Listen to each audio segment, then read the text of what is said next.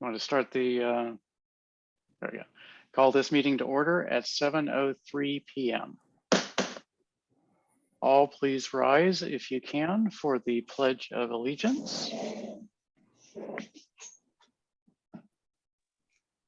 I pledge allegiance to the flag of the United States of America and to the republic for which it stands, one nation, under God, indivisible, with liberty and justice for all. Please remain standing for a moment of silence or silent prayer as your conscience finds appropriate.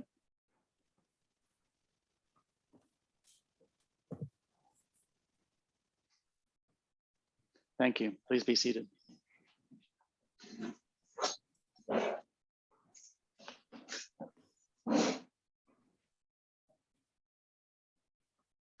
Council members, you have an agenda before you. Are any amendments needed for the agenda? And also, are there any conflicts of interest for any agenda items?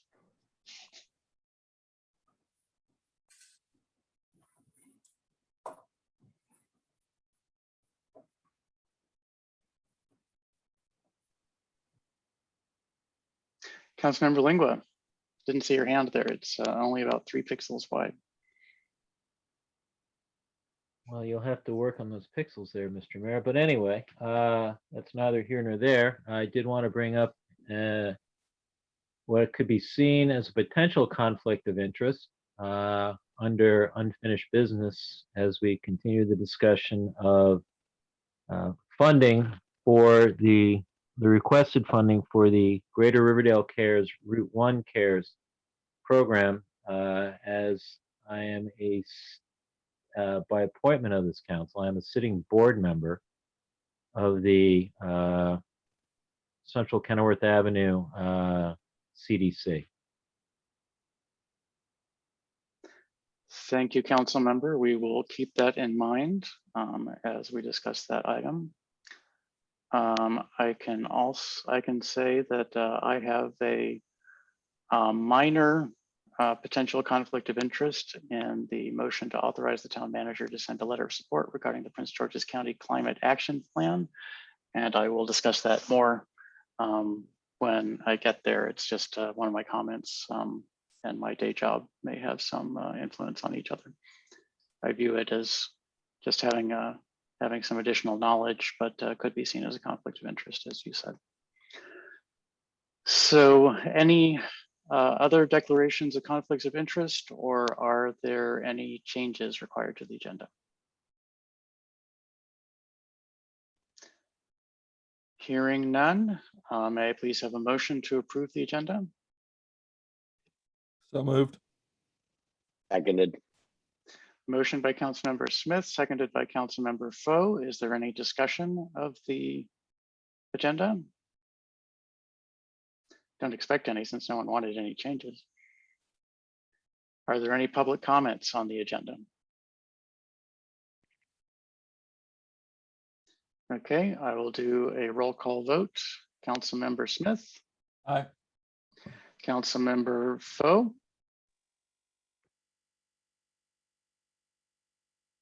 Did we lose Councilmember Foe? He's muted.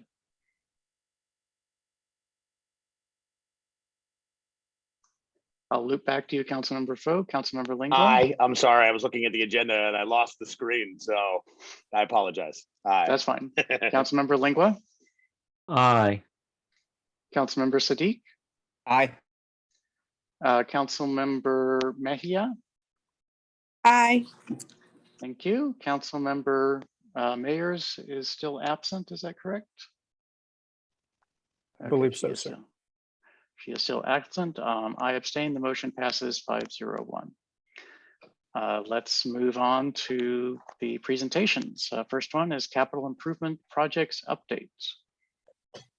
Good evening, Mr. Mayor and members of the council and the community and the staff team. I am pinch hitting tonight. Unfortunately, Director Lewis unexpectedly was not able to attend this evening. And so I hope that I will have sufficient information. If there's something I cannot answer, Ryan's going to try to help me out. An email today from a kid named Eliakim Barnett. He said, "Hi there, Mr. Foe. This is Eliakim Barnett. I was in your Councilmember Foe? class in 2000." Councilmember Foe, you're live. Your mic is live.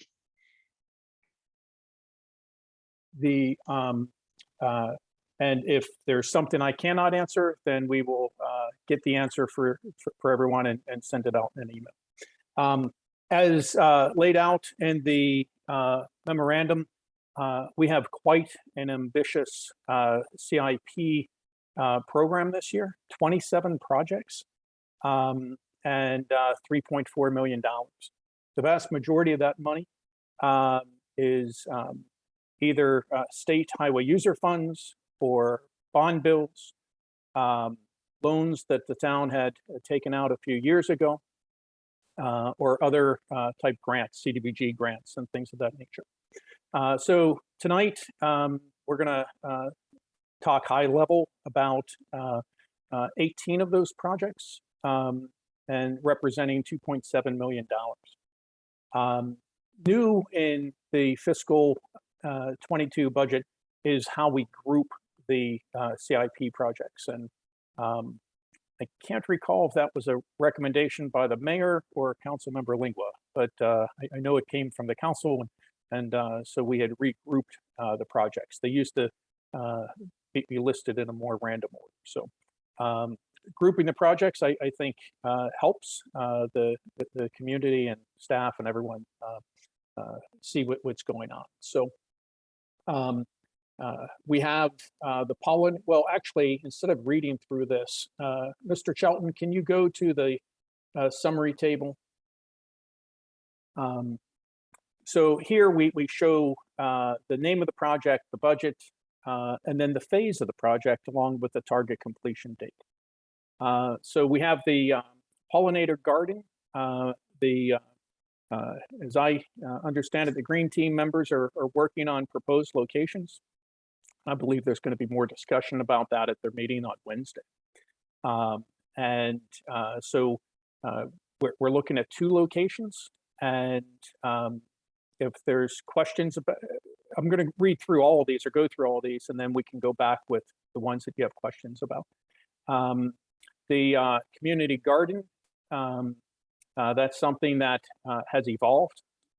Started as community garden, became a food forest, and now we have the planting of some trees that's going to occur there, and that's in a construction phase with completion by February. The welcome signage, I want to make sure that everyone understands the distinction here. Staff are not referring to the welcome signs that you see affixed on various residential streets, and actually there's some on our main streets as well, where we have a decorative large pole, like 6x6, painted white with a metal sign. What's referred to here is a monument style sign. And so with that, we're working on design. We'd bring those back to the council. And if you want a comparison, if you will, think of what we did on the monument sign at East-West Highway in Baltimore. That's the type of signs that we're talking about to be on the main entrances to the town.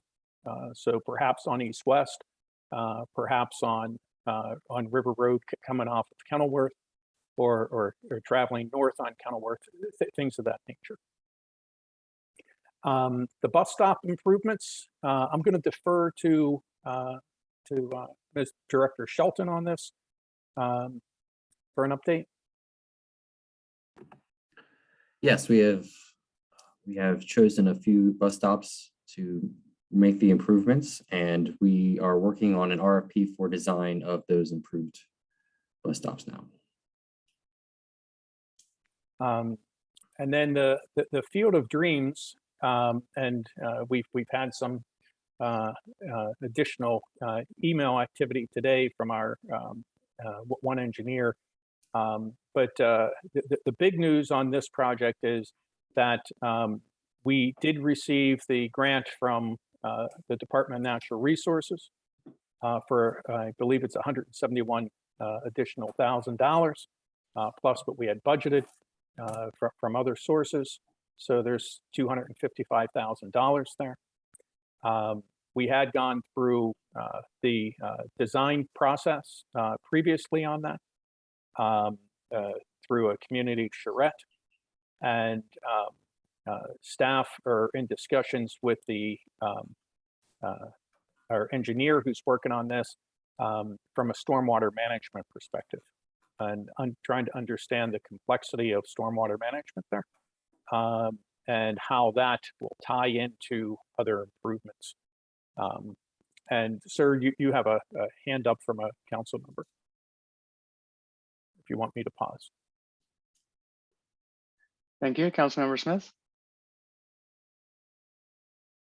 Yeah, just going back to the bus stop improvements. Can I ask, and maybe this is something that can be followed up with an email or otherwise, but I'm interested in which bus stops there are and how they were chosen. I know just from personal experience of observing the bus stops, not necessarily in our community, but in the suburban DMV communities, the bus stops that tend to get improved are in certain socioeconomic areas, and the ones that do not are in others. So I just want to make sure that we're considering equity here. Thank you for bringing that up, sir. If I can respond rather directly to that. As the staff team has looked at equity, bus stops is an example that I regularly point to. If you look at a bus stop that was installed as part of the K-Fritz development, nice shelter, and yes, a nice shelter. And then as you come through town, you go from having a sign and a trash can and a bench, some on improved surfaces, some not. And then as you move east, there are less amenities, I'll call it. And so east of the river, you typically have a sign and not even an improved surface to stand on. With that being said, Mr. Shelton, can you say what the locations are, please? Yes, the locations are primarily along Riverdale Road, east of the Anacostia River, and along 54th Avenue. And which is yes, the council members' concerns were a primary attribute for our selection process. I appreciate that, Mr. Shelton and Mr. Lestitian. Thank you. So I'm going to lean heavily on Brian here as well for the next one, the Town Center underpass. Can you give an update on that, sir? Absolutely. We've all but finalized a design with the Neighborhood Development Center. The last step is working with SHA on a lease for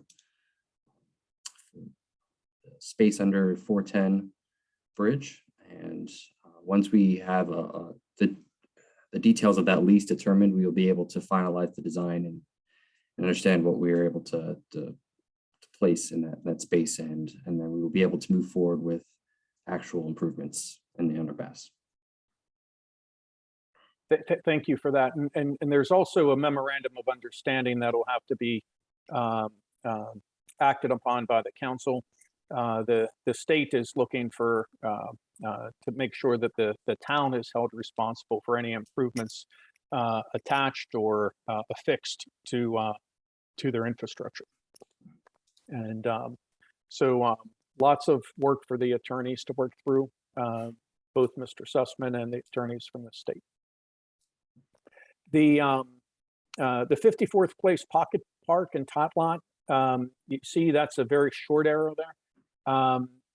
We are having lots of discussions about this. One of the things that may be a complicating factor here is the necessity, and we're not sure yet, but to have some sort of a property boundary drawn. The town clearly owns the property. It's our road, but it's attached to the neighboring property. So when you pull up the property, it will list that we own the 30 feet on the western side of the other property. So we have just some maneuvering to go through there, and that's what's delaying that project. And I'm sure, go ahead, sir. I'm sorry. So this, maybe that you and I should discuss this privately, but we may want to discuss with the property owner of the eastern piece of property, whether he would be amenable to a swap of that land, that 30 feet with 30 feet of the other property, because the 54th place currently more or less acts as a driveway accessing his commercial property, and he may want to preserve it. It might be cheaper to put a tot lot in on undeveloped as opposed to paved land. So it's just an idea. I think that's definitely worth exploring, sir, and I'll add it to our list. The Town Center Railroad fencing project. This one is difficult in dealing with the railroad, and the town is in discussions with them about their various holdings in Town Center. And I think any more on that would be best for a closed meeting with consultation with the town attorney. The municipal center renovations are proceeding. You see now we have a March, April completion. We had some fits and starts, if you will, but we seem to be on a good trajectory right now. The building weatherization with this is actually doing work on our property on 51st. This is the former Boys and Girls Club to weatherproof the building, to put a new roof on the building, to upgrade the doors, things of that nature. It's actually a decent structure, structurally sound. So we're in the scoping, and we have a schedule now for all the RFPs and invitations to bid. And we have quite a few projects that will be issuing more RFPs and invitations to bid. The trolley trail lighting, they were to start today and be complete by the 15th, is what we've been assured by Pepco. Phase 2, the town lights, I recently signed a contract with it's a task order contract with one of the town's engineers to move forward on the design work for the town's portion of it. Can you move the slide up there, Mr. Shelton? Just helps me because I have a banner at the bottom. Thank you. I'm sorry, I passed over project 11, site acquisition and demolition. And this is for the buildings adjacent to Town Hall, 5,000 and 5,002 Queensbury. And it's just to make those properties a clean slate.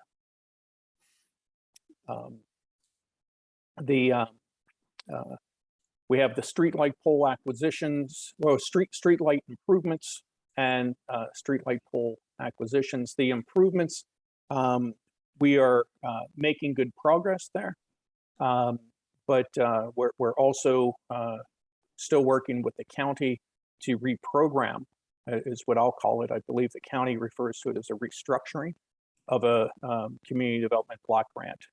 And that's so we're able to move forward with that project. The streetlight pole acquisition,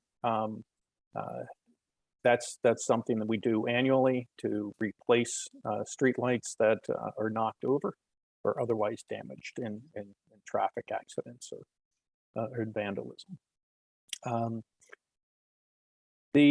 So I had skipped those, and then the road and sidewalk construction. Councilmember Lingua, we are determined to get this done by April.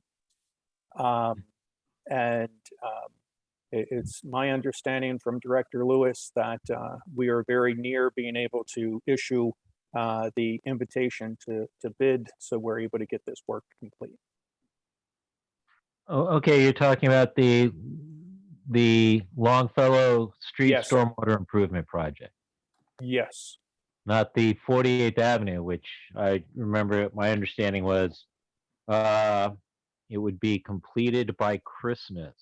and we're still holding to that. Okay. And I go by it daily and I see what they're doing and looks like it's coming along nicely and I still got my fingers crossed. So Yes, and hopefully the weather holds enough. yes, as long as the weather holds, sir, we will have this done by Christmas. Fingers crossed. Yes. Fun for everybody over there.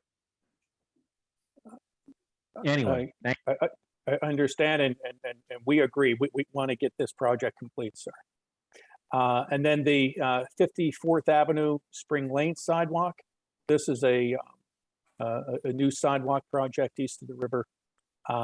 And Mr. Charlton, can you provide an update on that one? I know that one's funded from the CDBG funds. Yes, I recently met with the CDBG project manager last week, actually, with to discuss this very project, and the plan is still to have a design and construction complete before August of 2022. Great. And then curb ramp improvements. This is something where it's important for us to put update curb ramps throughout the town. We will update 25,000 worth between now and June. Some curb ramps are being updated as part of our street and sidewalk improvement projects, included in that 615,000. And you see we have a date of March to complete those. With that, if there's any questions on these projects, again, I'll do my best to pinch hit for Director Lewis and go from there. Councilmember Siddiq, you have your hand up. Any idea how many ramps $25,000 buys? I believe, sir, that 25,000 is probably going to buy us about 34 ramps, to be something like that. It, at least in part, it will depend on whether or not we're upgrading the adjacent sidewalks at the same time. If we're doing that, then we may have some economies of scale. Councilmember Lingua. Thank you very much, Mr. Mayor. Mr. Lustician, on item 18, streets and sidewalk improvement, I can't remember exactly what was on that list. I was hoping you could, if you have that in front of you now, or if you can get back to me later, or to the council later on that, if need be. The sidewalk areas in town center at the rail crossing. Yes, sir.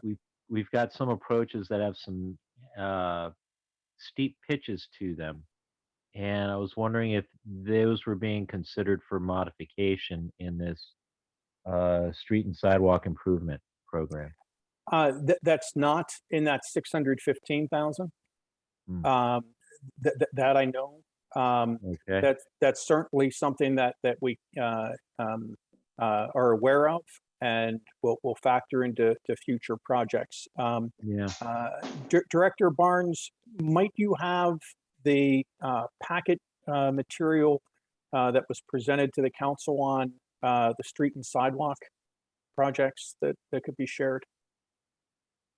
There's a section in that memo that lists all the locations.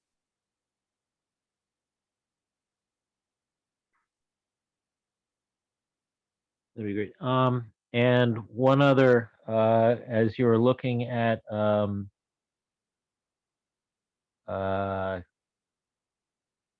curb ramp improvement, is staff looking at a crosswalk area along that sidewalk that runs along Mabel Munch Park, coming across at some point along there, either be at near the intersection at Tolley Place or the intersection at Longfellow? Yes. So, oh, I'm sorry, sir. No, I was just wondering if there was a crosswalk, curb cut and all, ramp cut, going there, getting from that park over to that sidewalk that runs along the southern side of Queensbury. Yes. So that's not included in this 25,000. That I know. That's part of a larger project that Okay. that we'll propose to the council in the fiscal 23 budget. Okay. And because it's more than just the curb cut, we would Right. have the installation of a sidewalk, installation of crosswalks. That in and of itself would eat up more than 25,000. Okay.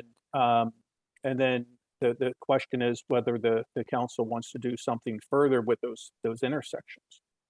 Right.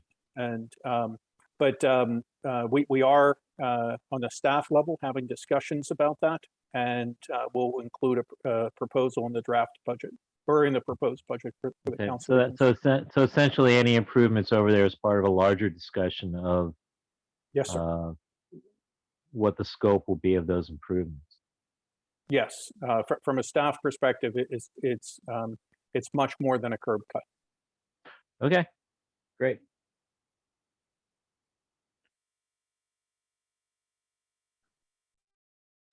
Are there additional council questions or public questions or comments? Ms. Katz? Yes, thank you. I just have a comment on two of the items. But of course, first of all, thank you for presenting the updates on all of these. It's always nice to stay up with all of that. Appreciate the updates. My first question is about the town center underpass, and how can I see what the design is going to be for that? When we have a final design, we'll be able to present it at a town hall meeting, a mayor and council meeting. Okay, and you're anticipating a particular timeline for when that would be? Next month, month after? Yes. I don't want to pin you down. Just If I can jump Spring. in on timing, I would think it would be probably in February-ish, Okay, that's fine. and maybe into March. As long as that, At the latest, it sounds like the spring. I mean, it's in that, your goal is somewhere yes, in that yes. early spring, late winter. Okay, thank you. And then my other question was noting the need for purchasing more streetlight poles. I was just curious, is there I'm assuming that if we need a new streetlight pole, we probably need a new fixture for the top of that light pole if it had fallen over. Mm-hmm. Right, and assuming that. So I'm just curious if there's if we're moving towards different light fixtures over time, any kind of a bigger picture here with how we're doing these replacements? Yes, so as it ties to having a fixture with a lower Kelvin light. Following the discussions for the trolley trail lighting, and I believe it was a 3,000 Kelvin light. So we're now working with both our provider as well as our engineer company to ensure that we're able to install the 3000s for replacements. And I noted that you noted that specifically in the packet tonight, and I did see that, and that's great. I appreciate our, we are now incorporating that into, a consistent Yes. goal to do. But actually, I was more focused on the light fixture. It's great to have a lower Kelvin, but it would be really nice if that light could also be focused where we want it. Yes, and the town to date has not changed that the fixture, and obviously that's something that the council can consider if they want to change the fixtures. I think that's would be part of a wholesale project. If we do one-offs, we'll have different fixtures throughout the town, so we would lose uniformity. I believe where we landed with the trolley trail lighting was to do this type of improvement over time. And so I imagine that if there's a desire to do maybe a street at a time or a block at a time with different fixtures, that's something that could be explored. I'm not sure what the cost of that would be and what heads are available for our existing poles. So I guess I'm really, now my comments are directed definitely at the council members to perhaps, have a discussion about what would be the aesthetic, cost effective, if we've got opportunities, if we're replaced, I don't know how many light fixtures we have to replace every year, but what is the lesser of two evils? Is it to take advantage of the fact we need to replace lights over time and have fixtures that are mismatched?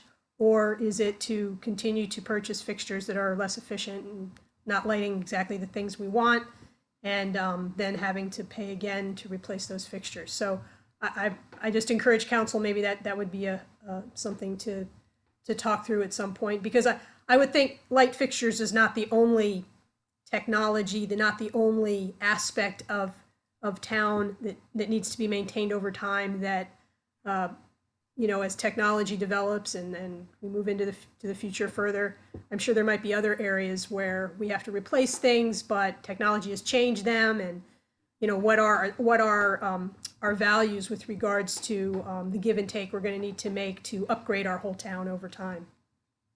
So thanks. That's just were the thoughts that I had. I'm going to take a little privilege here and mention that when we were discussing the trolley trail lighting and the lighting engineer was in attendance, that he mentioned that there was some reconfiguration within these existing lighting fixtures that would allow the more light to be aimed at the ground. It may not be bringing it all the way to the ideal of the dark skies, but that there was some capability for that. So if we could bring that up with the vendors, then that would be good. Councilmember Smith, I believe you were next. Yeah, yes, there we go. I just wanted to thank the staff for this presentation and putting this together, and particularly the issue with the bus stops, as I asked about earlier, and also the curb ramps. Those are, if you've never had to rely on them, you don't know how important that is. We know that when our curb ramps are ADA compliant for folks with disabilities, they make it easier for everyone, right? If anyone has ever pushed a stroller down the street, you know how much of a problem it is. And we have many curbs like this, I know, in Ward 1, where it's difficult because there isn't a ramp there. And also as a person who's both pushed a stroller and had to shop for a family when we didn't have a household vehicle and having to push that grocery cart full of stuff for a whole family from the grocery store back to the house, and you come on a curb that's 4 inches high and you've got a good 70 pounds of groceries in your cart there. I'm really happy that we're taking all that into account and making progress on that. So thanks to the staff. Thank you, have- Councilmember. Go ahead, John. If I may, sir, we appreciate that, acknowledging how much work's involved in this. And I do want to point out what we see as the obvious. There's a lot of work involved in this. Mr. Smith will talk to you all later in this meeting about a position description that's geared towards helping staff be able to deliver these types of projects. Councilmember Foe, your hand is up. Couple thoughts. First, I want to say thank you to staff for putting this together. Any of us who have, attended budget hearings, you get excited when the CIP comes up because you really see tangible investment in infrastructure in this town. And to see this list is truly remarkable. And I'm just excited to see these changes occur throughout our community. So thank you, staff. Two thoughts on two separate issues. Really love the concept of new signage for a lot of different purposes. I think we're such a tremendous community, a livable community, still affordable community in Prince George's County. And I really would like to stand out a little bit in a unique way, the way we introduce residents into our town. And I think this is a great option. And I also believe it is an attempt to modernize our image. I love Riversdale. I love walking over there. I love talking to the employees. I love any events that they host there. But I think it is, in a modern era, it's a time to remove a plantation from our signs that welcome people into this town. I'm open to any dialogue off the record on that and on the record on that. I feel like it would be a beneficial messaging move for us as a town to look to modernize our town signage. And secondly, I have a question about the town underpass. I was at our farmer's market the other night, and just absolutely remarkable that my wife was able to get her booster shot there. We are trying to, look throughout the community to find places to get a shot, and all that we had to do is go get some dinner and wait 15 minutes, and my wife was able to get a shot. That area is continuously being used as a parking lot, and I know this has been discussed in the past. I just want to know if there's any more clarity to the parking situation there, because I don't believe, I know that it's difficult to talk about Greg's Towing because of past litigation against the town, but that space is a welcoming point into our town, and it is degraded by the presence of that parking lot and the mess that they leave in that parking lot. And I just wanted to know that, have we received any clarification if that is, is that land being leased to them? Is that a space that they are able to utilize in that way? Or is it just something that they are choosing to do? If I can respond to that. That is a public parking lot. So that area is open for the public to park there. However, with that being said, staff are working with the state to ensure that it can become programmed space. And so we'll have an update for the council, and perhaps, Mr. Mayor, we could get this on the agenda for right after the new year, and provide a more detailed response to the council and the community. Thank you very much. Sounds good. Councilmember Smith, your hand is up. I have to run and let my cat in the door. She's unhappy in the windy conditions outdoors. But I can hear you. I hope the cat can hear me as well. What I've got to say is very important for the feline citizens of Riverdale Park, as everything is.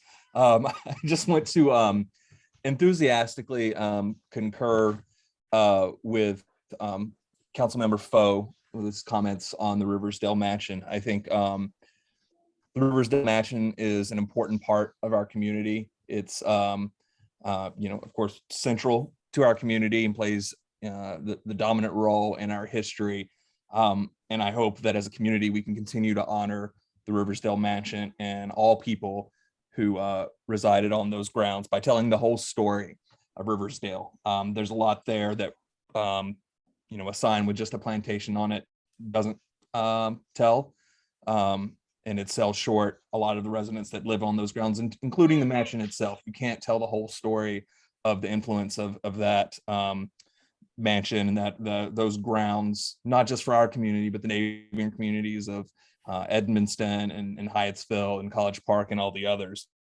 So it's really to not tell that full story, to not approach our honoring of Riversdale in a way that tells the whole story, is not doing respects by the grounds and the mansion, and most importantly, all the folks that live there. And there's a lot of research that you can do that's readily available online on that. That's some great stories, some things that I know the town manager shared with me that I appreciated. But my wife, we recently went to a service at St. Paul's Church in District Heights, Maryland. And that is a congregation that was originally in Edmonston, that was founded by former enslaved persons that lived and forcibly worked on the grounds of Riversdale. I can circulate some information about that. I don't want to take up all the time, but the story of Riversdale and its impact on our community and on everyone in our community isn't just the white columns and the Calvert family. There's so much more to it that's interesting and relevant to our times. And I hope we can move forward in a way that recognizes the centrality of Riversdale to our community, and in a way that recognizes all of the people who lived on those grounds and contributed to the building of our community. Thank you, Councilmember Smith. I believe from town manager's description of this project that there are not going to be any images of the Riversdale Mansion on any of these welcome signs. These are a different set of welcome signs. Is that correct, Mr. Town Manager? Yes, what we're talking about are monument signs to be posted or to be constructed on the major entrances to town. And once we have some draft designs, we would bring those to the council for consideration. Okay, but this is interesting conversation to have, and we can continue it in the future. Are there additional questions or comments on this list of 18 very ambitious projects? The only thing I would add, Mr. Mayor, I've looked for that list of projects, and with my divided attention skills, I haven't been able to find the document that Councilmember Lingua asked about, but I will, and we will have that sent out to the council. I'm pretty sure I have it in my record somewhere also, but I'm not even trying to have a divided attention, so we'll move on. Okay, if there are no more comments, we should get the agenda up on screen so I can see where we are. Move on to the next presentation, which is the fiscal year 2023 budget adoption and development calendar. Deputy Director of Finance, Mr. Jones, is going to help us with this evening. Mr. Jones? Thank you, John. Good evening, Mayor and Council, members of the public. Tonight's presentation is to cover the FY 2023 budget development and adoption calendar. So in an effort to continue to maintain the fiscal responsibility and transparency that we've been discussing in previous meetings, development and adoption of the budget will be discussed publicly. So this presentation will cover the dates and the various topics that will be presented. A little background information. So the town is required by charter to submit a proposed budget to the mayor and council at least 60 days prior to the beginning of the fiscal year. A key date is April 4th, 2022. That is when we are scheduled to deliver the proposed budget. Other two key dates that you'd like for you to mark on the calendar are April 9th and April 23rd. These will be the public budget hearings And what we will have advance notices that will be published in both the March and April editions of the Town Crier. Additional notifications of the public hearings will be made through the town's established outreach activities. So this year's staff budget committee consists of Paul Smith, the Finance and Employee Services Director, myself, Keith Robinson, Program Specialist, and John Lestitian, the Town Manager. So the first date for the FY 2023 Budget Development and Adoption Calendar is actually today. It is the Budget Development and Adoption Calendar, which I'm presenting now. Later this month, December 20th, during the Mayor and Council work session, budget assumptions, budget priorities, guidelines, challenges, and opportunities will be presented.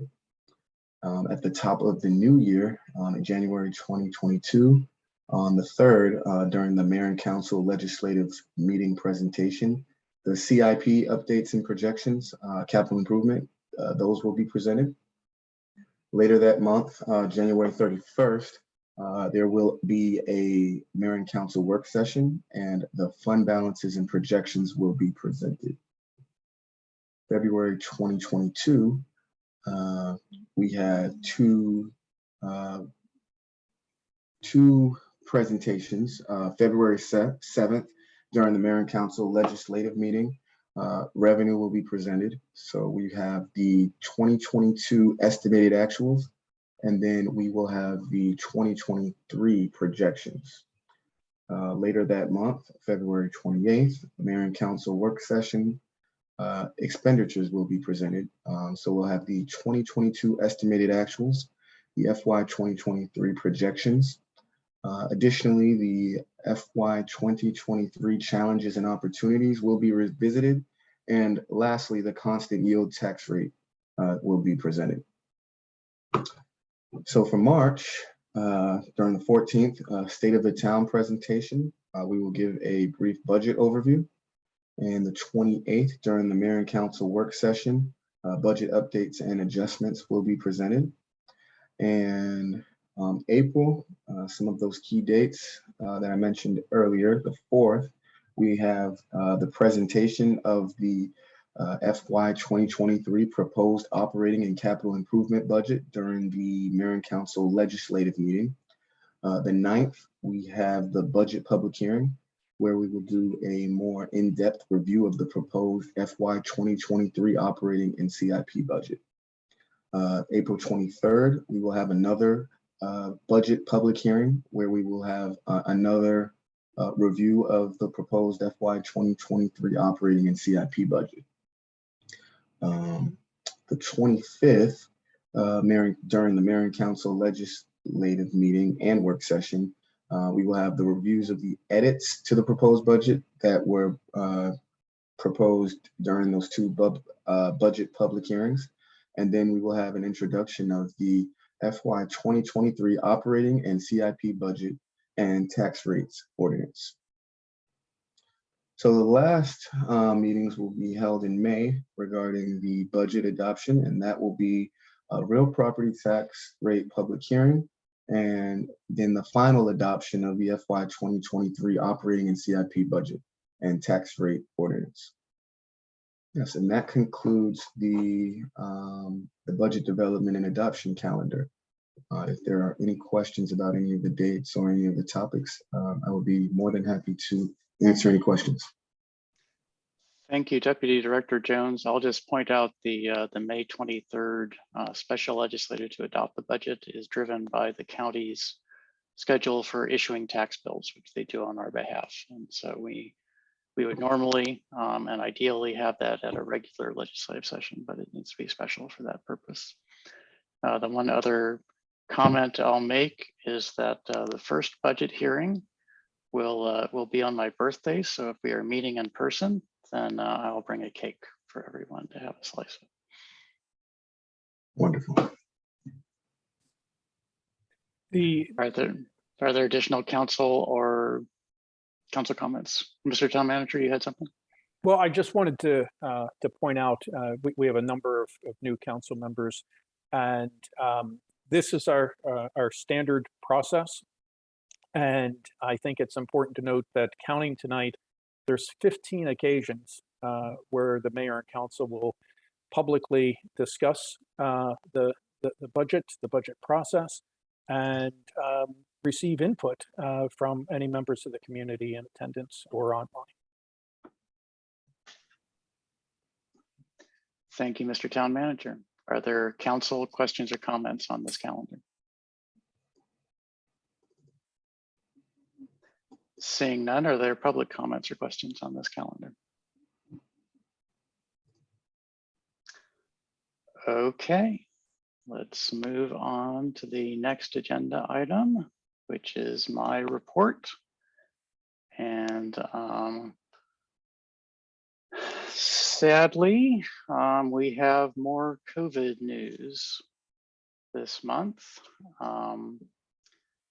The new thing, the new item is the new variant, the Omicron variant. And that's bad news, but I'll just pause for a second before diving into that and mention that since late August, mid-late August, the United States has lost more than 1,000 people a day to COVID. And so, yes, the latest variant is worrisome. There's a lot of issues about it, but it's not like we were in a great situation before that. We're still very much in the pandemic. So let's discuss the new Omicron variant first sequenced in South Africa, but apparently it was elsewhere at about the same time that it was discovered in South Africa. Other cases were actually had already been sampled in Europe at about the time the South Africans announced that they had discovered it. So new variant of concern is bad all by itself. This variant, it's been identified early. That's a very good thing. The fact that South Africans came forward and announced that they had discovered it is very good. And then there's bad news about it. It appears to be highly contagious, even more contagious than Delta. It appears to evade immune response, and in particular, people who were previously infected with either Delta or Alpha, or one of the earlier versions, appear to be readily reinfected by Omicron. The curves of infection rates in South Africa are bad. They're the worst of any variant by a lot. It's not good news. There have been a couple of reasonably well documented super spreader events, one in Norway, one in the UK. These were events where people were getting together, meeting, and they were largely, people at these events were largely vaccinated, and the infection rate for these events was well over 50%. So the one in Norway, there were about 150 people who were getting together. 2 people recently arrived from South Africa, came to this event. There were no masks, there was no distancing, ventilation unclear at this time because we're still very early on, the news is still trickling out. And I've heard numbers between 55 and 80 people infected at that event. And so a similar event in the UK, the population there was mostly older, around 60. Someone was having their 60th birthday party. And again, large fraction of those, even vaccinated, were infected. The Norwegians, were mostly 2 doses in, so they had not had boosters. I'm unaware of what the situation is with the UK event. And the last possibility is, and this is just a few anecdotes, is that in contrast to previous variants, there have been seen a few cases of transmission between fully vaccinated people. So people who had two shots and a booster, and there is still transmission. So you had a breakthrough case in one of them and transmitted to the other. That hasn't been seen with any of the previous variants. So emphasizing that this bad news and the good news I'm about to tell you is still very early, that people are still learning about this this variant, still trying to figure out what's going on. As a reminder, it was first seen less than 2 weeks ago.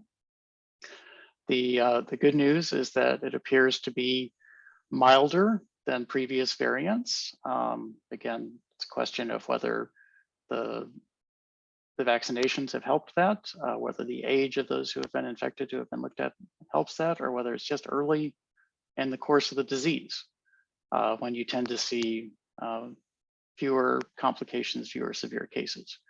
So we can all keep our fingers crossed and hope that that continues and that this does, in fact, turn out to be milder than other variants.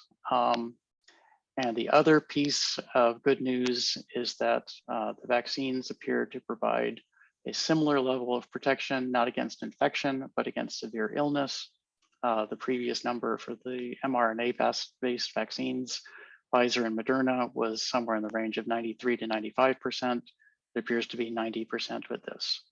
So the overall message is that we don't know a lot right now. The data is coming in quickly. I'm tracking it multiple times per day to see what new information has come in, and we will know more over the next few weeks. But in the meantime, we should be cautious. It may be that this disease is just as bad as previous variants. We just don't know that yet. Moving away from Omicron, but still sticking on COVID, a few things. I've been seeing advice from public health people lately that the early in the pandemic advice that we should leave the high-grade masks, the N95, the KN95 masks for healthcare workers, appears to be gone. That the supply of masks seems to be good. I was able to purchase a few dozen N95 masks for myself and my family for only a little bit over $1 each off of a certain large online retailer. And so I encourage everyone, if you can afford it, to consider getting better masks. I think that we in the town might consider investing in better masks and giving them out as part of our ARPA spending plan over the months ahead. I'm going to take just a little bit of time to discuss. I mentioned earlier that the Omicron appeared to be reinfecting people who had had a previous case of COVID. And I'm just going to touch on why we expect that vaccination would be better than infection for giving you resistance to future cases of the virus. And the big reason for that is that the vaccines, the mRNA vaccines in particular, were designed to provoke a response to the spike of the spike protein when it was in its pre-infection state. So the spike docks onto the cell wall, forces its way in, and then the virus gets in and the spike is ejected. And the spike structure after infection is different than before infection. And so the vaccines are targeting the structure of the spike before infection so it can neutralize that. The infection, there's more of a chance that you're going to have it targeting something that doesn't actually exist when before the virus has injected into your cells. And the other is that the vaccines were designed to provoke a response to several different areas on that spike protein. And so again, you might not get that variety. That's one of the reasons that the vaccines seem to be holding up, perhaps not as well as prior infection. And the studies are indicating that that the vaccines are somewhat better than prior infection. The amount better is still a little bit unclear. And my last topic on COVID-19 is something that I've been thinking about talking about for quite a while, which is that many of you may have noticed that the train station mysteriously reopened back in August, train station in our town center. And the reason for that is that we installed, the Public Works installed in the upper part of the train station a so-called germicidal UV light. And so there's a layer of light up there, and all of the air that floats up into that, all the virus, any bacterium that floats up into that, that beam of light coming out of the sterilizer will be killed almost instantly. And so we went from having a very poorly ventilated train station, very few air exchanges, to having one that effectively is better than the isolation rooms at a hospital in terms of air exchange. And so we considered, based on the fact that we had this new protection in, that it was safe to reopen the station. And so I encourage people to swing by in the evening. You can actually see just a little bit of the light if you're in there, but swing by and take a look at it, and appreciate that you can actually go into the train station now. Switching to an almost entirely different topic, and wrapping up my reports, we are in the holidays. Tonight is the last night of Hanukkah. There are many more holidays coming up ahead, and I want to appreciate the holidays, and I hope that everyone is able to celebrate the holidays and enjoy time with their family and perhaps with friends, but please, I want you to celebrate, but please celebrate safely. Please, you know the drill now. If you haven't been vaccinated, get vaccinated. If you haven't completed your vaccination series, do that. If you haven't been boosted, do that. Maintain distance and wear a mask, preferably one of the better quality masks. And with that, I will wish everyone a happy holidays and wrap up my report. Thank you.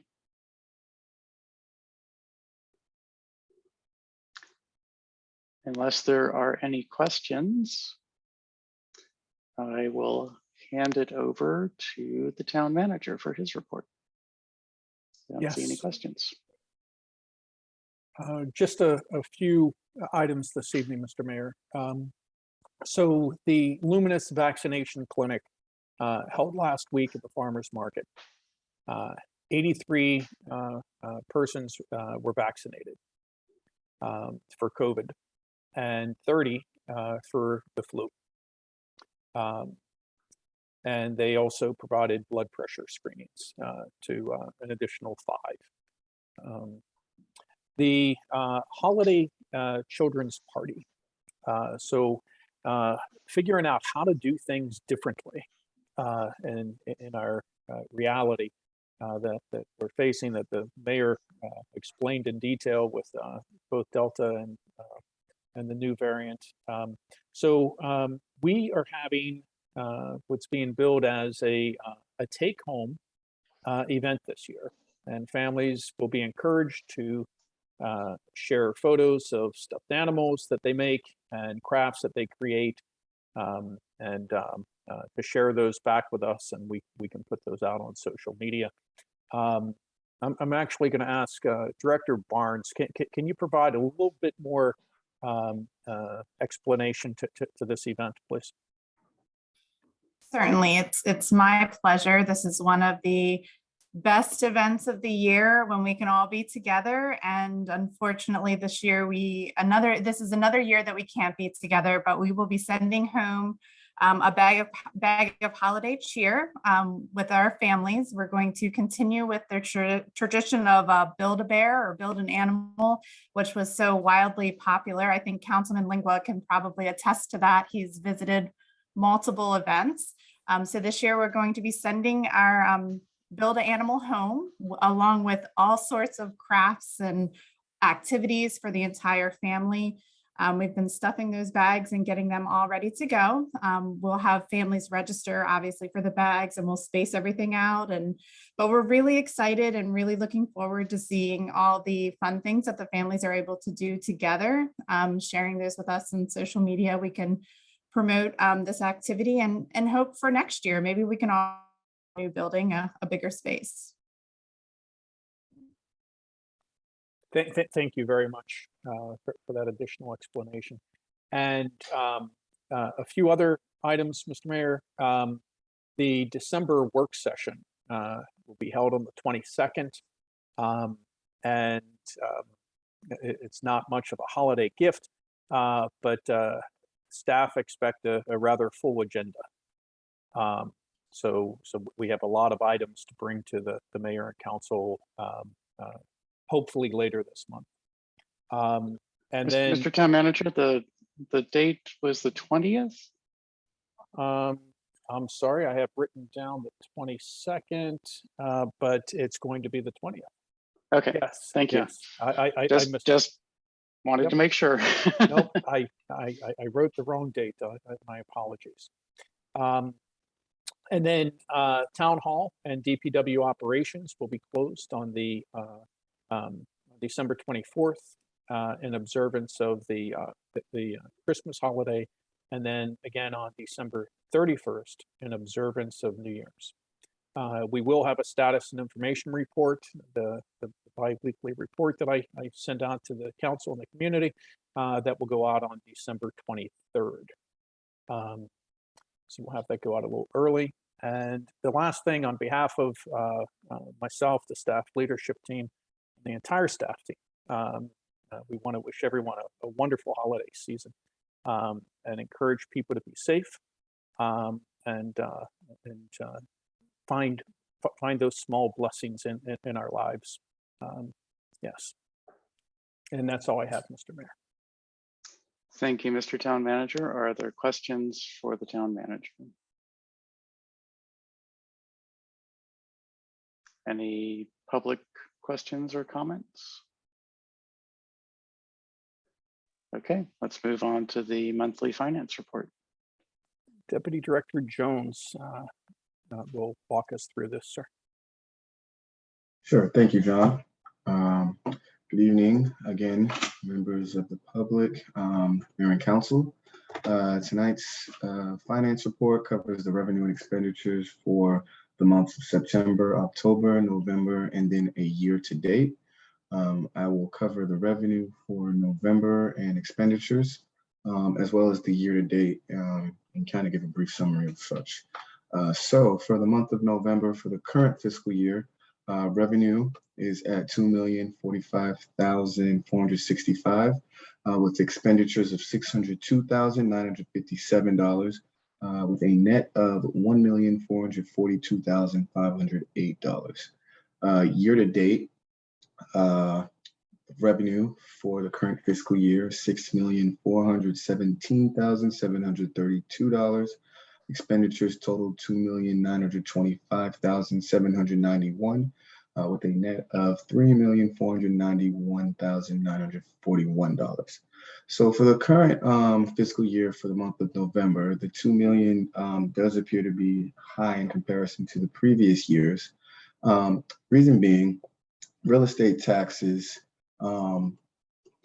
came in at 1.4 million, and the previous year it was 1.013. So revenue did come in higher for real estate taxes. In addition to that, we are still waiting to know the exact total for TIF revenue to be backed out. Had a recent conversation with MuniCap, and they are still waiting to hear from Prince George's County just how much money will be backed out. So that revenue number for November will come down significantly. In the previous year, we had $590,000 that was backed out of that revenue figure, and we expect to have a number at least around 590, with real estate taxes being higher for the month of November than they were in the previous year. So that explains why that number is much higher than it has been in previous years. So yes, we do expect that number to come down. Again, we still are waiting for MuniCap. So for expenditures, at 602,000. Previous year 517, and the year before that 475,000. For the current month, the current fiscal year for the month of November, contractual services, we did have an additional payment for landscaping that came in later. And that explains why that figure is up a little bit higher for the month of November. But overall, for year to date, sitting at the 6,417,000 for revenue and the 2,925,000 for expenditures. We do like where the town is situated right now, given COVID and all of the other various factors that have come into play. But where we sit at right now, at the net of 3,491,000, we do like where we are at. Again, last year we did have about $590,000 that were dedicated to the TIF that will be removed from revenue. So we have to keep that in mind, but we do like where we are as far as the town's finances are considered. So yeah, at this point I can answer any additional questions if there are any. Thank you, Deputy Director Jones. Are there questions from the council about the monthly finance report? Are there questions from the public? It was a very nicely done report, Deputy Director Jones. Thank you. Appreciate it. Thank you. So the next item on the agenda is the correspondence summary. Everyone should have all copies of all correspondence. I want to point out one item, which is the November 1st notice from Pepco. They say in that notice that they will be managing vegetation around the power lines starting in about 2 months. That will be early January. And I may be contacting them over the next week or so to sort of figure out what their plans are and try to communicate that out over social media channels. So Councilmember Lingua, yes. Mr. Mayor, point of order. Yes, sir. Usually. Oh, the finance report. is Yes, sir. Finance report is given. We normally have a motion and a vote to adopt the finance report. Subject sir. to audit. Mhm. If Would you I like to may, make I'd such a like to motion? make- I would like to make such motion that we adopt the finance report, subject to audit. Seconded. Motion by Councilmember Lingua, seconded by Councilmember Foe. Is there any discussion?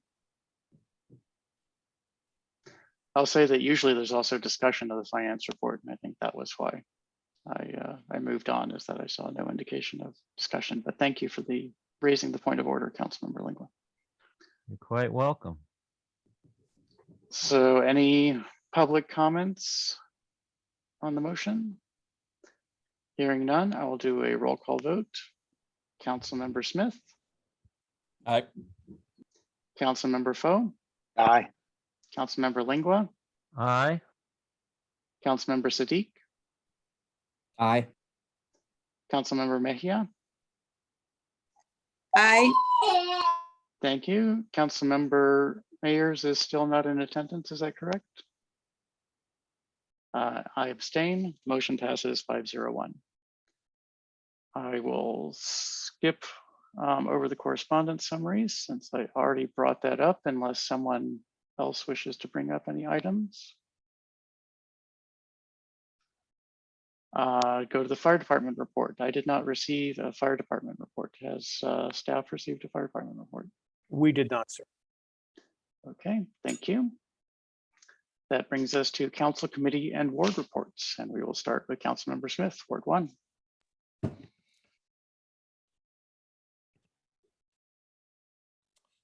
Thank you, Mr.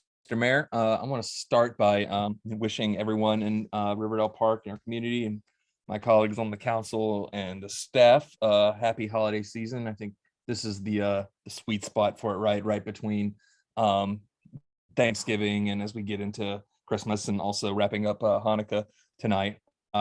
So happy holidays, everybody. If you plan on sending out holiday cards or any sort of holiday correspondence, want to make sure that everybody is aware that you can get those printed by a union printer. Specifically, the Washington, D.C. Printers Union is headquartered in Riverdale Park in Ward 1. It's Teamsters Local 72C. If you were to go to the website printing-union-local72c.com, you can find a list of the shops that they represent. We know from mountains of economic research that exist through different think tanks and unions themselves and whatnot, that unions recirculate money in the community when we know that we're using labor performed by people that are in our community. Unions have long been the strongest institutions in fighting against corporate power for the middle and working classes. And we know that pay disparities are lessened when workers are represented by unions. So I hope everybody will support our unions and union brothers and sisters out there, and you'll be surprised how quick a union shop can turn around a print order for you. Wanted to make a note that one, thanks to the folks from Aluminum for doing another clinic at the farmers market in Ward 1. Also every other week, every other Saturday at Riverdale Park Station, the county also offers a vaccine clinic that's doing vaccines and boosters and everyone for everyone rather. There's also, where is the date here? I had it pulled up. Not in Riverdale Park, but at Hyattsville Elementary School, just outside the boundary there will be a county vaccine clinic on December 23rd and then again January 13th. So if you need to take your kids to get their vaccine, you can get them vaccinated on the 23rd. Appointments are still available through the PGCPS website. And then you actually on the spot make the appointment for their second vaccine on January 13th. We did have the similarly scheduled clinic by PGCPS at Riverdale Elementary School. I took my son to get his vaccine. Both of them actually. His first one, I actually went with him and got my booster there so he could see daddy get one and say, oh, that was a little sting, but it wasn't so bad. And he took it like a trooper, and I'm sure everyone else's kids are as well. So that's all that to say. You can take your kids, get their vaccines, you can get your booster. There's really a plethora of options within Riverdale Park and in our adjacent communities that you can make that happen. So please do, please get your vaccines, get your boosters if you're 18 or over. Just piling on to the mayor's comments about the Omicron, I hope I said that right, variant. It's vitally important that everyone that can get a vaccine, that can get a booster, does so. Just checking my notes here, make sure I get through everything. I do want to make sure again, as we're smack dab in the middle of the holiday season, that I thank the town staff, Mr. Lustician, and everyone that works for you for the great work you do. I haven't been on this council long, but in my day job and my professional life, long worked for folks that advocate for and represent municipal and government workers. And we know how much I know how much communities depend on you.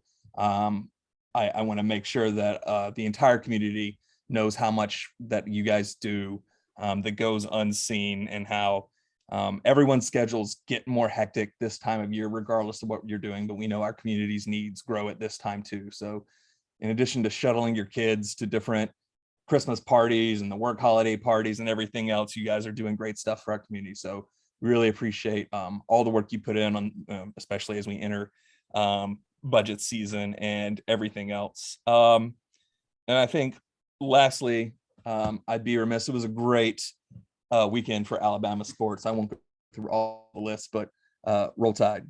So thanks everyone. Congratulations, Councilman Foe, for your Heisman finalist there. Have a good night. Thank you, Councilmember Smith. Councilmember Foe, Ward 2. Good evening, everybody. I hope you are all doing well. I have a little bug. It's strange this during a pandemic to be sick and then ultimately to find out that it's not COVID related. It's just not something that has happened in a while. So I may be a little all over the place. I apologize if that is the case. Hopefully you can stay with me. Where do I want to start? I think the date was November 17th. I spoke at the county's one opportunity for the public to discuss the gerrymandered map that our county council introduced and accepted for the next 10 years. I was joined by multiple Riverdale Park residents, including the mayor, his wife, Karen Crichton. I was proud of every single one of them. They joined, it was 152 of us, all spoke in opposition. I got a little angry about it, as some of you have seen here. It is a miscarriage of justice. And we have a national problem with gerrymandering right now. And I don't think that we can just gloss it over in Maryland in saying that it's okay because it's a liberal gerrymander. I think we need to start objecting to this nation. You did represent constituents and communities, and that's what's happening here. They altered 3 races in the upcoming elections, and that is just remarkably unstable, and it causes me to have a little bit of fear about living in Prince George's County, that something like this can happen. You have council members Calvin Hawkins, Denny Taveras, Mel Franklin, Todd Turner, Derek Leon Davis, and Sidney Harrison, who voted in support of this sham of a process. And I think that this should follow them in every single thing that they do politically the rest of their careers. If you would have been at the meeting, you would have seen a council that lacked decorum. Their responses were remarkably unprofessional. And why do I say this? Is because these people have agendas. Denny Taveras is running for a state House seat. Derek Leon Davis was mentioned as a possible successor to Anthony Brown as a House of Representatives member. Like, we cannot have any of these council members representing us in the state of Maryland anymore. And I hope to continue to be a voice on this. If I were a better politician, I would run for an at-large seat. That's just beyond my capabilities at this time. It was an infuriating process, and these people were very unprofessional, and I don't care if they identify as Democrats, they're bad politicians. Okay, I'm gonna move on to that from that. We have an incredible community that has very different socioeconomic living standards, and it's just what we can do during this holiday season is those of us who are capable can help out younger children in this community experience an incredible holiday. Please donate. I'm reading from our flyer right now. Unwrap toys for local children in town by December 10th, 2021. You can drop them off at the police department, or you can use Amazon and ship presents, but let's just make sure that everyone in our community, I know this year we had something like 400 requests, and that's significantly greater than we've ever had. And I just want to make sure that we are doing our best to make sure that everyone has a great holiday in Riverdale Park. Councilman Sadiq, do you have a question? I saw you raise your hand. Yes, I'm just wondering if I'm the only one confused with the nomenclature of unwrapped toys. I mean, I assume it's still just being the wrapping the toy comes in, but not wrapped in Christmas paper. Am I the one confused about this? We don't wrap them. That's my understanding, right? Correct. You are correct, Councilman. No wrapping paper, but still in the packaging. But still in the packaging. Yes. Yeah. I wanted to mention what Councilmember Smith did and the town manager. Seeing Luminous present at our farmers market the other night was one of the more uplifting things that I saw during the holiday season. And the fact that my wife and another Ward 2 constituent were able to go and wait in line. They didn't have to show ID. They could just get their booster shots. It was just tremendously refreshing to see. And I hope that we are a part of efforts like that moving forward continuously. It's just beautiful. What else? Field of Dreams. Director Shelton. The town owes you a debt of gratitude. I know how hard you've worked on this. I find myself just being very humbled today to hear that town staff has brought $171,000 into our community to build a beautiful green space.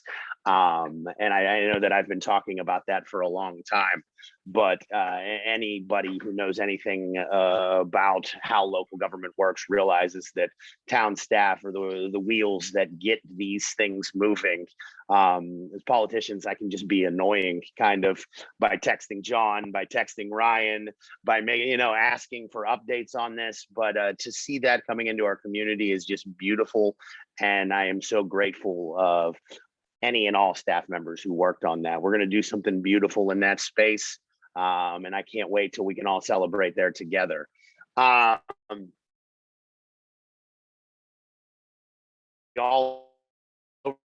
remarks.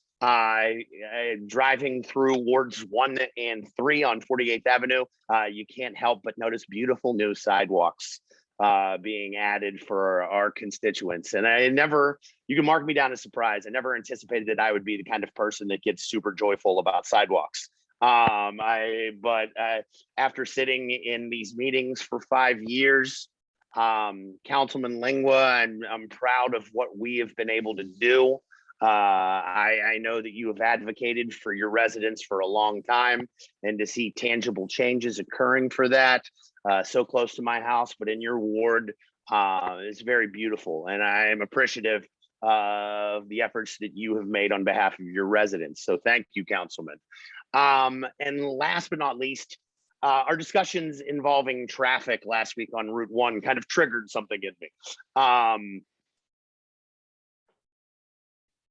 We are, as our former chief used to say, a small town with huge traffic issues. And I hear, the residents of Riverdale Park Station worried about their safety.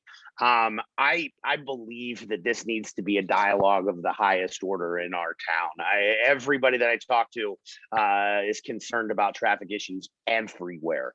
And I just feel like we need to have a clear direction moving forward. I know that we do, and I just want the town to be readily aware of that. I live off of East-West Highway, so I'm well aware of what those problems can be.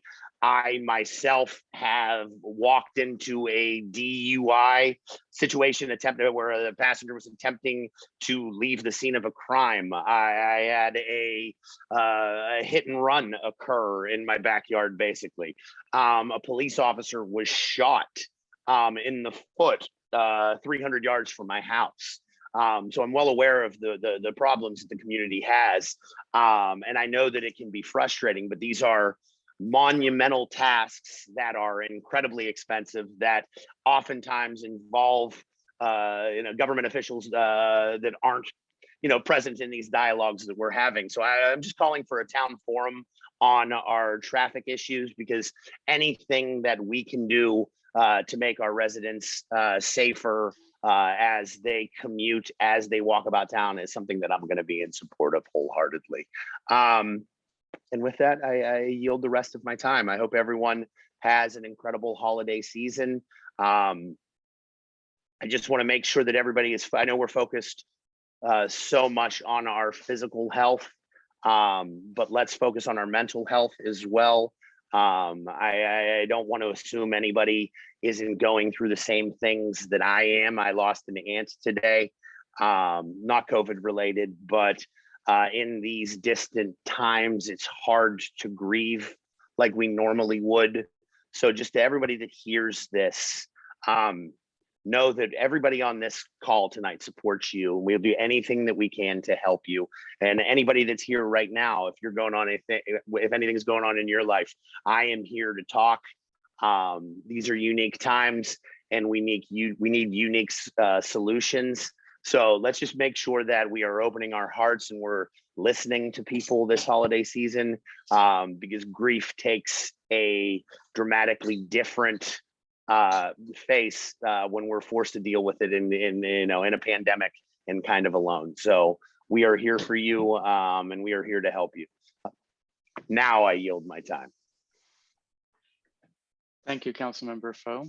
And let's move on to Councilmember Lingua. Thank you very much, Mr. Mayor. Good evening to all you folks out there who are part of this Zoom call. My best wishes to you for a happy, healthy, and safe holiday season. The Central Kenilworth Avenue CDC will be meeting tomorrow night. Time of the start of this meeting, I had not seen an agenda. That's what will be discussed.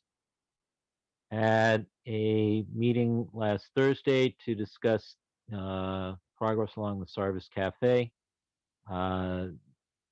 One of the issues that they will be dealing with is having to make a change to a approved plan by the Departments of Permits, Inspection, and Enforcement of 2 refrigerators, which is going to set them back a few weeks in terms of time and approximately $2,000 in resources in order to address something that they were told was allowed by way of the approved plans that they had submitted to DPOT.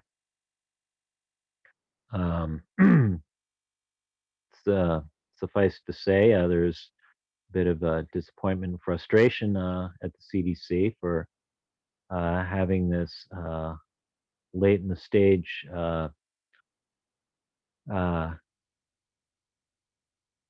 change, for lack of a better term,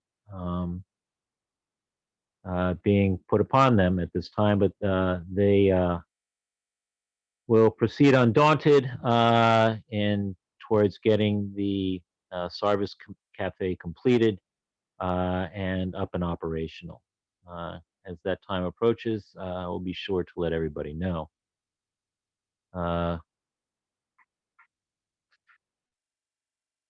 In regards to what was brought up regarding the drive this season for holiday gifts,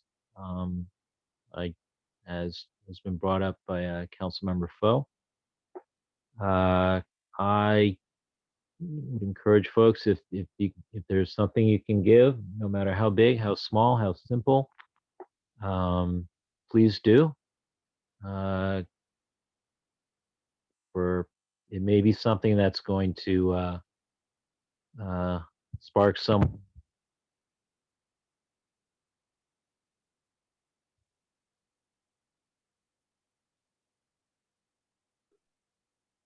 Councilmember, you've gone silent. I've gone silent. I could hear that. How have I gone silent? Am I silent now? I can hear you now, but You can hear me now. Yes. Can you hear me now? Yes.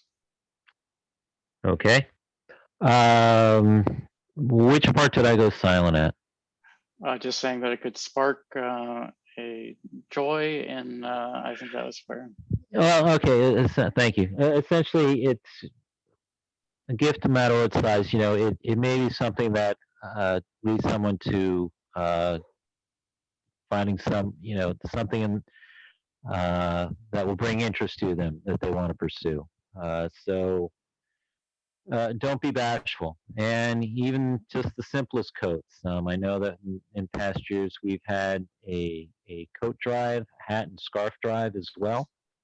If you're able to donate towards that, or if you want to make your gift a hat and scarf set, or a hat and glove set, or a coat, I'm sure that would be just as appreciated as well. it's an important time for year for us to be able to spread goodwill towards others. And with everything that's been going on as of late, it's important to do as such, and as we're able to. So I would encourage that to any and all listening tonight.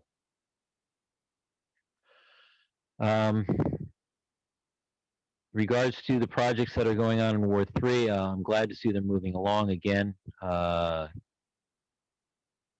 am hoping the weather holds enough that these projects can get completed in the time frame that is set out to be completed. I appreciate all that staff has done to move these projects along and bring them to fruition.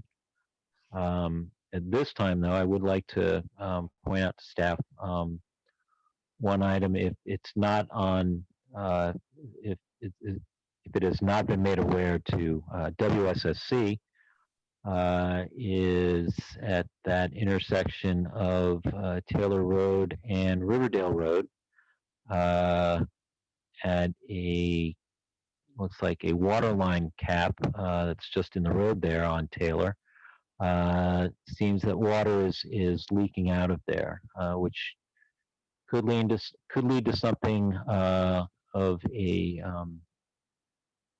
greater magnitude that could bring a disruption of service to residents in that area, be they Ward 2 or Ward 3 residents, for that matter.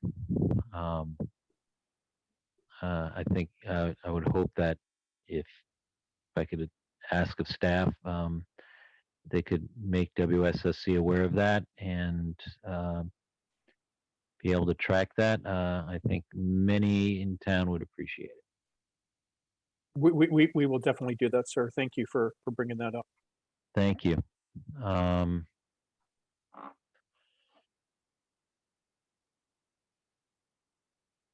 With regards to this winter weather that we may be encountering this winter, be that what's been predicted, it's some forecasts have us at a drier than normal winter and a warmer than normal winter. It's not to say that one day we in blows a very quick and very fast accumulating front where we wake up or we find at the end of the day we're combating anywhere from 6 to 12 inches of snow. As storms take on a certain volatility to them in terms of amounts of precipitation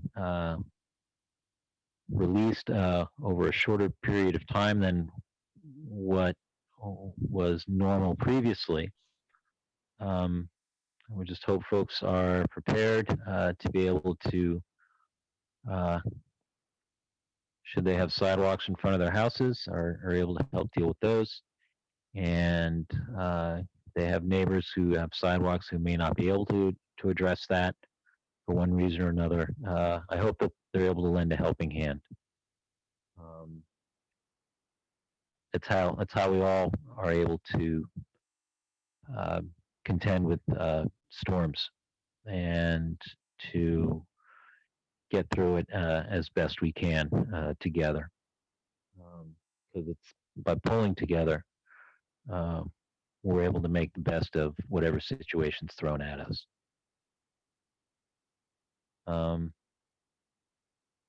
And with that, I will conclude my report. And again, I wish everybody well for the holidays and have a promising new year. Thank you, Councilmember Lingua. Councilmember Siddiq. Yes, is there a listing of Riverdale businesses on the Riverdale webpage? Director Barnes or Shelton?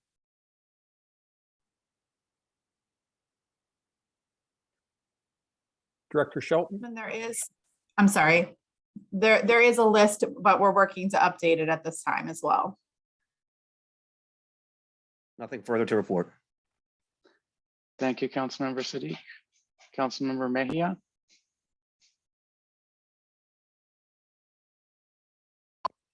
I have nothing to report. Thank you. Councilmember Mayers is not in attendance. So that will wrap up the council committee and ward reports. Let's move on to, are there any public comments on non-agenda items and consent agenda items?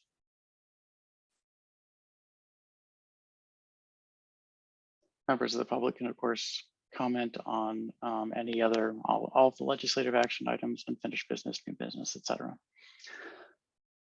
Okay, let's move on to the consent agenda then. By our rules, then we have a motion and motion, second, and vote, and no discussion of the consent agenda items. May I please have a motion to approve the consent agenda items?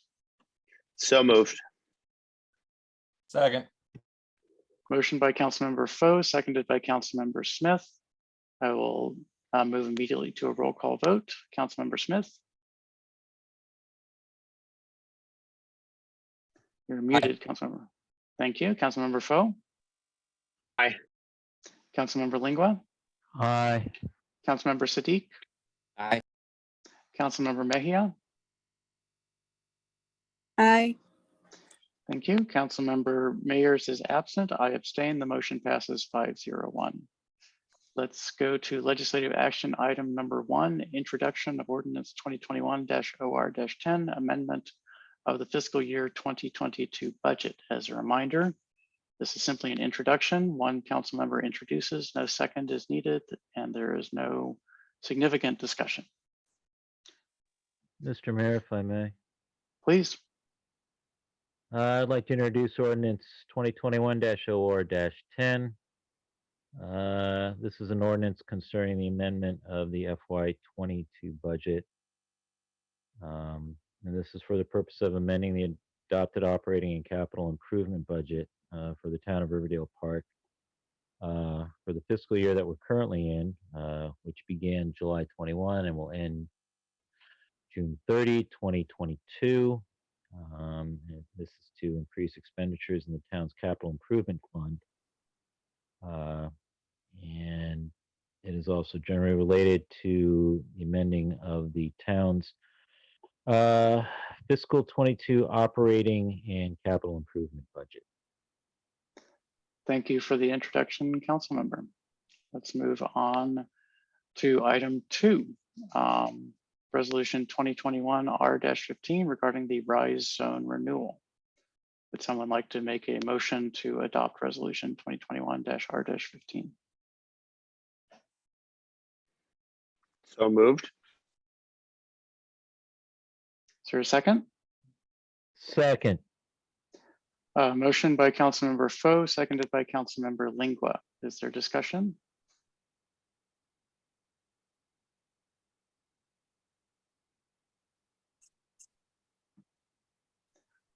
Can staff present a brief summary of the RISE program, just for the members of the public who might be watching now or later?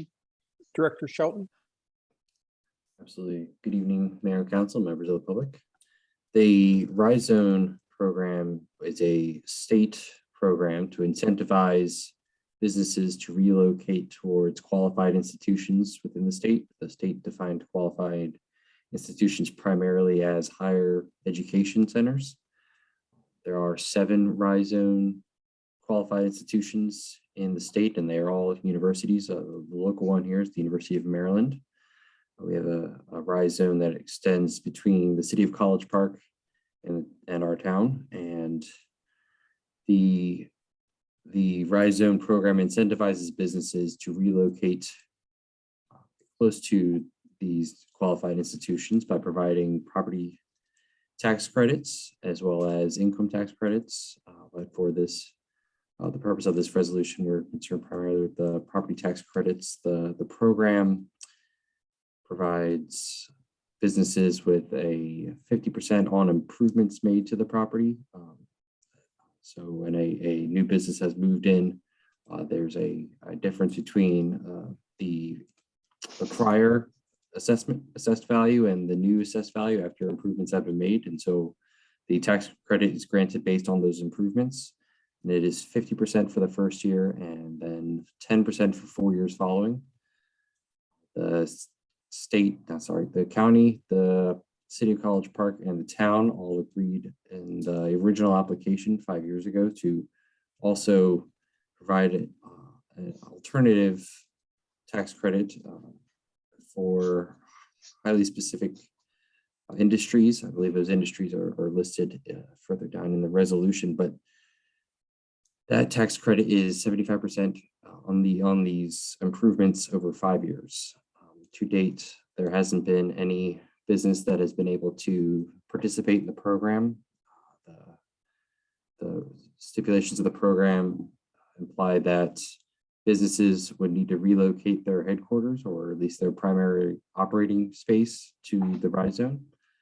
So if there was a very large business just expanding, they would not qualify, and most smaller businesses that would be operating or moving their headquarters there are not also developing the building and owning the property, so are therefore not able to benefit from the property taxes. But this last spring, there was amendments made to the program that would allow municipalities and other and county and other partners to provide rental assistance to these types of businesses through a partnership with the state.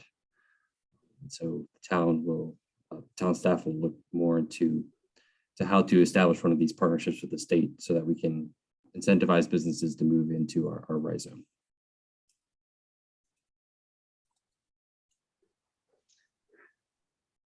Thank you, Director Chilton. Is there any discussion of the motion to adopt resolution 2021-R-15? Renewing the rhizome? Mr. Mayor, if I may, Please. I'll keep this brief. I mean, what I see of this, this readoption is very similar to essentially what happened 2002, 2003 with the creation and the passing of the mixed-use town center zoning. It was something that it was initiated, and for a number of years, there weren't takers. There was no one really coming in looking to do something. Yet the town continued to stick by it and keep it in effect. And then gradually over time, we started having more and more folks who were interested in setting up businesses in town in that area, having something to go by in terms of standards for how essentially development could occur in that area. And I see this as something similar. We may not have had takers in this first go around, but I still think it's important that we stand it up and we still have it available for those who may come along in the future. So that we have a structure in place that folks looking to do business in this town will know what the approaches can be, and they're able to plan accordingly in terms of setting up their business models.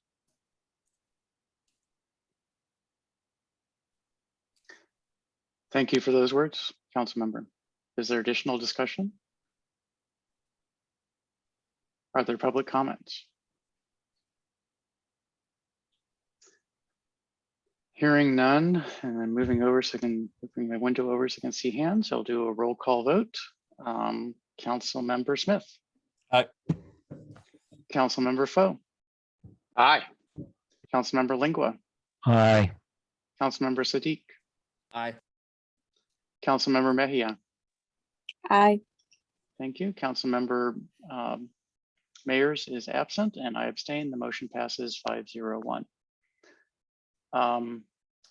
Why don't we start with the resolution for item 3, and then I would like to have a few words if the maker doesn't want to. Can I have a motion to adopt resolution 2021-R-16 regarding an extension of sunset of the Farmers Market Dollars Program? Mr. Mayor, Yes, I would like to motion to adopt resolution 2021-R-16 regarding extension of the sunset of the Farmers Market Dollars Program. thank you. Is there a Second. second? Second, Motion with by Council- enthusiasm. Councilmember Foe, seconded by Councilmember Lingua. I think got it by a Oh, he net. beat me.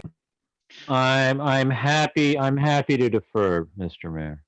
Okay, so we will give the second to Councilmember Smith. Motion by Councilmember Foe, seconded by Councilmember Smith by special request of Councilmember Lingua. So this item and the 5 following it are extending sunsets to programs that were established or enhanced as a response to COVID. And so we have put sunsets on them, hoping each year that the pandemic would resolve itself, the economic distress would resolve by the end of the next calendar year. And so we are extending the sunset date on all of these programs. So I hope that we can just move quickly through them, and any comments that both council members or members of the public like to make, I will bend the rules a little bit and allow people to discuss items later in the agenda if you want to, but otherwise then unless there is significant discussion, then we should go ahead and move to a quick vote for all 6 items. One at a time. Is there any discussion of the motion to adopt resolution 2021-R-16, or for that matter, the next 5, just so we can move through them quickly? Mr. Mayor? Yes. I just, with respect to your request, I just would like to point to that March 2020 meeting as a pivotal moment, I can't speak anymore. A pivotal moment. Yes, thank you. In our town's history, I think our response by staff was remarkable, and I am still proud that these programs exist. So that's all. Thank you, Councilmember. I'll actually echo that and say that the incredible fast turnaround on those programs, because remember, March 25th, 2020 was less than 2 weeks after the shutdown, and staff was able to generate these programs in a very short time. And we were able to enact them quickly to get ahead of the pandemic. So I'm so glad we did. I agree. Additional comments? I would Public- probably classify that as a defining moment, but let's not mince words. But I agree, and I think this is something that on a lot of these programs are worthy of continuing. Despite the promising news we're hearing regarding improved numbers of people working and rising wages, it's not a very even lifting of all boats, and there are folks out there who still need help. And I think going with this extension for now and then coming back later and reviewing where things stand later on is a prudent way to go. Yes, we've seen evidence of the continuing need, both in the increase in the number of people wishing to participate, families wishing to participate in the holiday gift program, and also the high number of people participating, higher than a few months ago, even participating in the Farmers Market Dollars program. So, but agreed that we do want to at some point phase these back out. Additional comments? Mr. Mayor? Yes.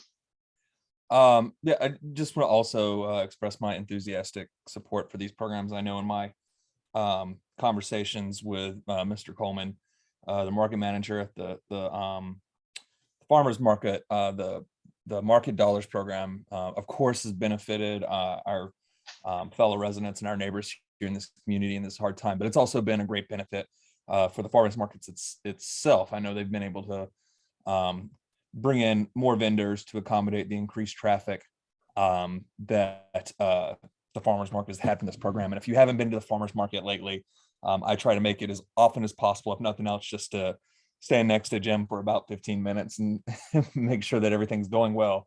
But we don't get to talk for 15 minutes straight because there are so many members of our community that come up to redeem their market dollars so that they can get their needs met, and it's a very important program.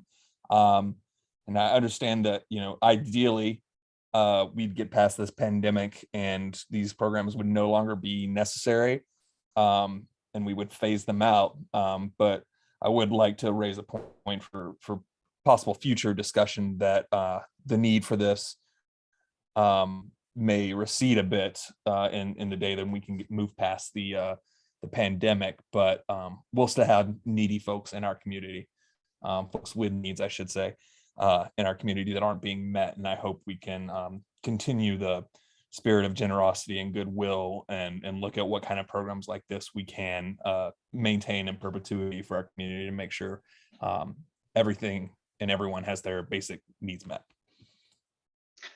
We always have choices how to spend our money, so that's a definite option for the future. Thank you for that input. Any additional comments or public comments? Okay, I'll do a roll call vote on the motion to adopt resolution 2021-R-16. Councilmember Smith. Aye. Councilmember Lingua. Aye. Skipped over Councilmember Foe. Yeah, aye. Councilmember Siddiq. Aye. Councilmember Mejia. Aye. And I abstain. The motion passes 5-0-1. May I have a motion to adopt resolution 2021-R-17 regarding sunset, extension of sunset of the Business Growth Grant Program. So moved. Second. Motion by Councilmember Foe, seconded by Councilmember Smith. Is there any discussion? Are there any public comments? Do a roll call vote. Councilmember Smith. Aye. Councilmember Foe. Aye. Councilmember Lingua. Aye. Councilmember Siddiq. Aye. Councilmember Mejia. Aye. Councilmember Mayers is absent, and I abstain. The motion passes 5-0-1. Moving on to item 5, may I have a motion to adopt resolution 2021-R-18 regarding extension of the sunset of the Business Improvement Grant Program. So moved. Seconded. Motion by Councilmember Lingua, seconded by Councilmember Foe, I believe. Is that correct, or is that Smith? I believe that is correct. Foe, very good. Is there discussion of resolution 2021-R-18? Are there public comments? Hearing none, I'll move to a roll call vote. Councilmember Smith. Aye. Councilmember Foe. Aye. Councilmember Lingua. Aye. Councilmember Siddiq. Aye. Councilmember Mejia. Aye. And Councilmember Mayers is absent. I abstain. The motion passes 5-0-1. May I have a motion to adopt resolution 2021-R-19 regarding extension of the sunset on the Emergency Repair Grant Program. Oh, So moved. Seconded. second. Motion by Councilman Councilmember. Lingua got it. Okay, motion by Councilmember Lingua, seconded by Councilmember Foe. Is there any discussion of the motion to adopt resolution 2021-R-19? Mr. Mayor, if I may, quick question. Yes. Mr. Chelton, to date, what has been the extent of disbursement on this program?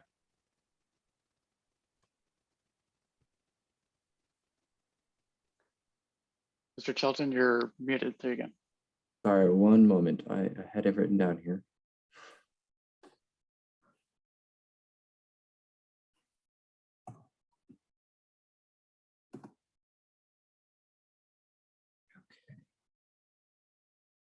To date, we have dispersed just under $17,500 for this program. Thank And you, that Mr. was Tilton. That was Go ahead. originally on a budget that started at, I believe it was 10,000. I believe that's correct. Okay. Glad to see that we've been able to help out folks who have been in a jam. Mr. Tilton, my connection or audio cut out. Could you repeat that number? Yes, oh, exactly. It's $17,466. Thank you. Any additional discussion of the motion to adopt resolution 2021-R-19? Any public comments? Hearing none, I'll do a roll call vote. Councilmember Smith,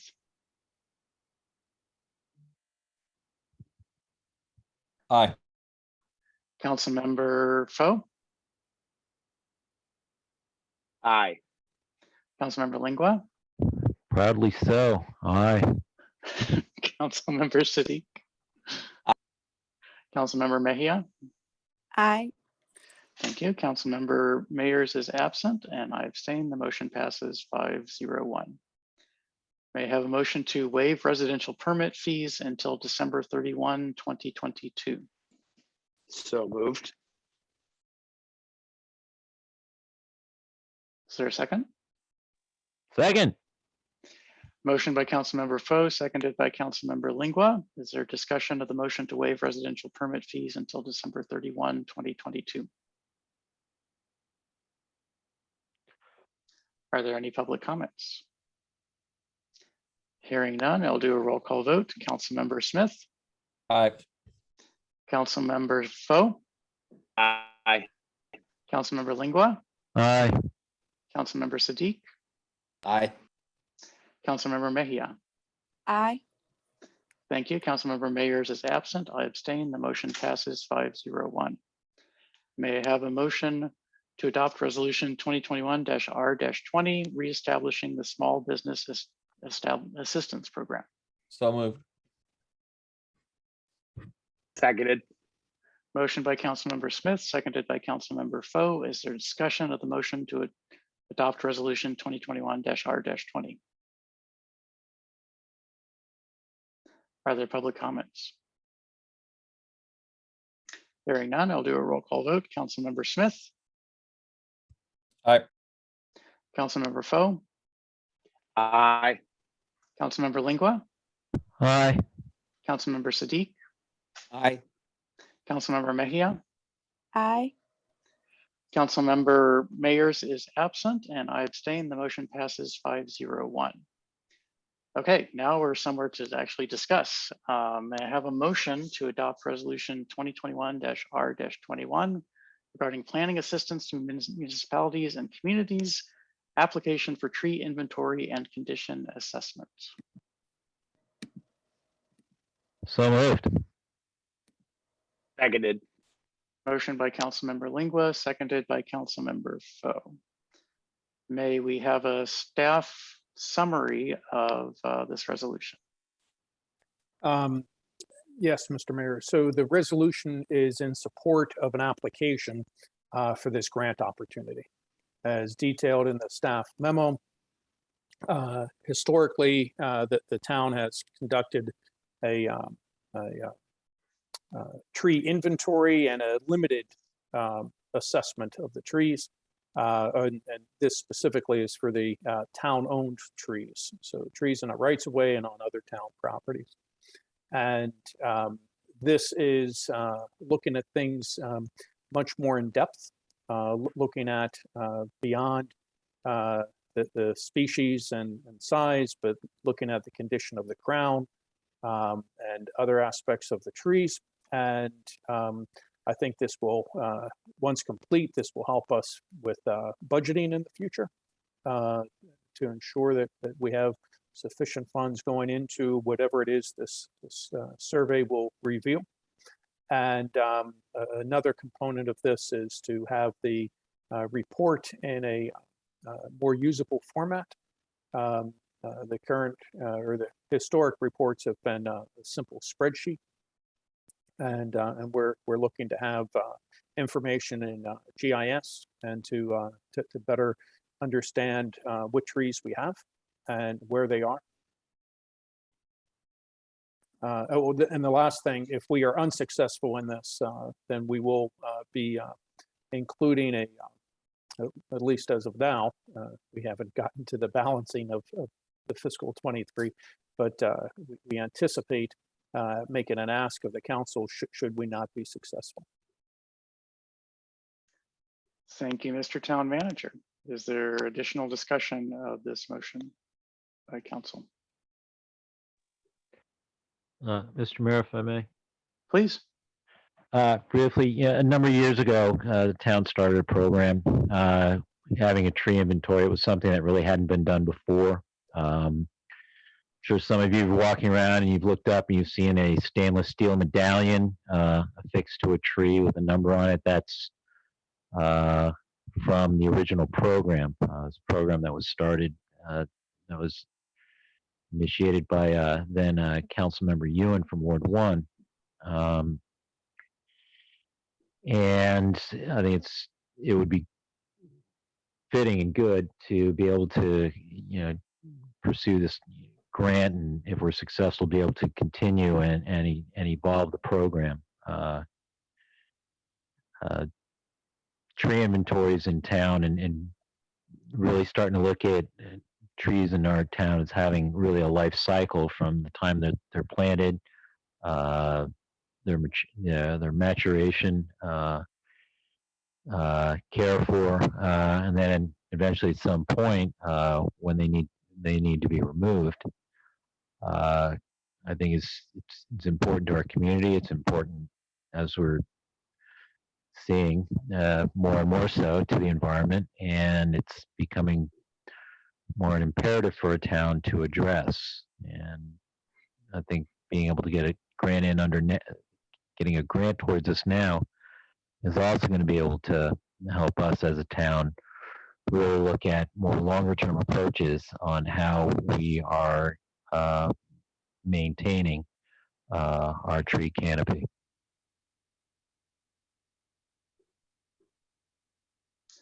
Thank you, Councilmember Langua.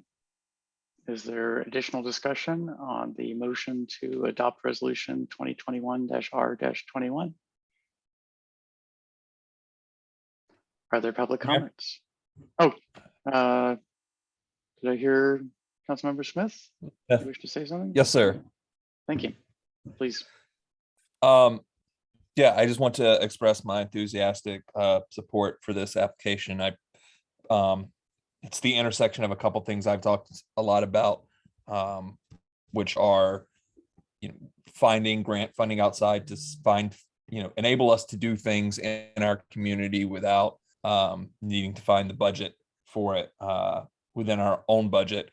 And also that we have to think about literally in everything we do as a town, as a community, as neighborhoods, about the impact of climate change. And we all know one of the best ways we can do that is ensuring healthy canopy, healthy trees, not just in the community, but everywhere, of course. And I'm glad to see that this will be presented in a public database that will allow researchers to access this information and hopefully find great things that we can do with it. So yeah, just expressing enthusiastic support for this. Thank you, Councilmember. Are there additional council comments or discussion? Are there public comments?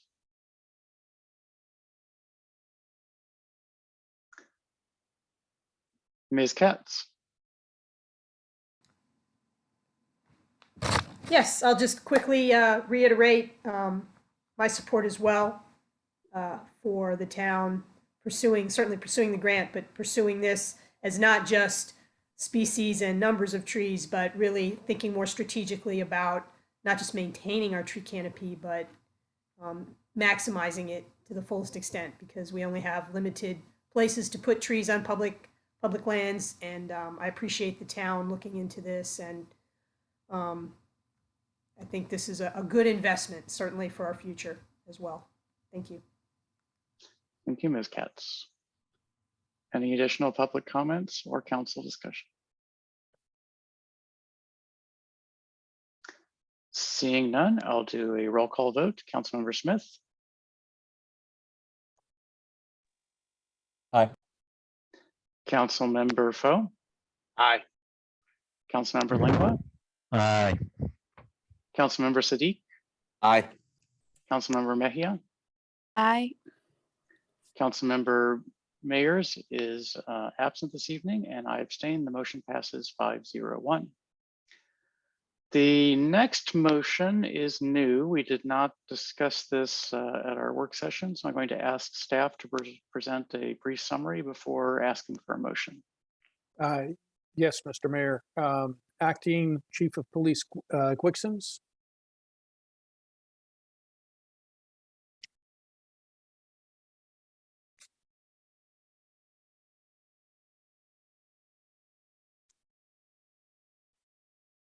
Rosa, are you on the call? If you are, you're muted. I am. I'm sorry. Can everybody hear me? Yes. Yes, ma'am. Okay. Hi. Good evening, everybody.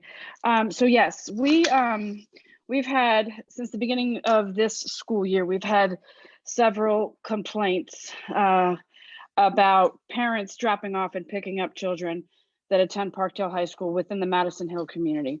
And it's been all throughout. It's been an ongoing issue, and we really don't have any enforcement capabilities because the way the signs read is no parking. It doesn't talk about standing.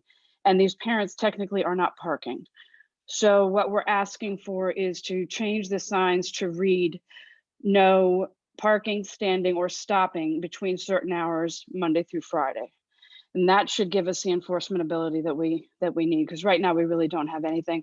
It's a huge safety issue because these kids they're cutting school, they're hanging out in the neighborhood, the parents are picking them up. We're finding, kids throughout the day doing various different things, but that's a different issue. The parking or the picking up and the dropping off is become just a real big problem. And like I said, we get complaints on it all the time. So if that could happen, if we could change these signs, and it would give us the enforcement ability that we need to cite the parents that essentially are calling our bluff. Some listen and haven't been back, but some of them are calling our bluff saying, I'm not parking, so there's nothing you can do. There is a school bus shortage apparently at the school, which is exacerbating the problem because we're getting between 60 and 70 cars through that neighborhood a day, which is huge for that neighborhood. Thank you, Acting Chief Quicksons. Appreciate that summary. Unless there are some questions, I'd like to have a motion to adopt resolution 2021-R-22, and we can then move to discussion. Mr. Mayor? Yes. I'm sorry, can I ask, what is the safety implication here? I'm hearing that people are dropping their kids off and picking them up, which is a thing they have to do, and that there's also a school bus shortage. I'm wondering what the problem is that is trying to be solved here other than just increased traffic, and what is the alternative for these parents? Is there some sort of school dismissal policy that's not being followed here?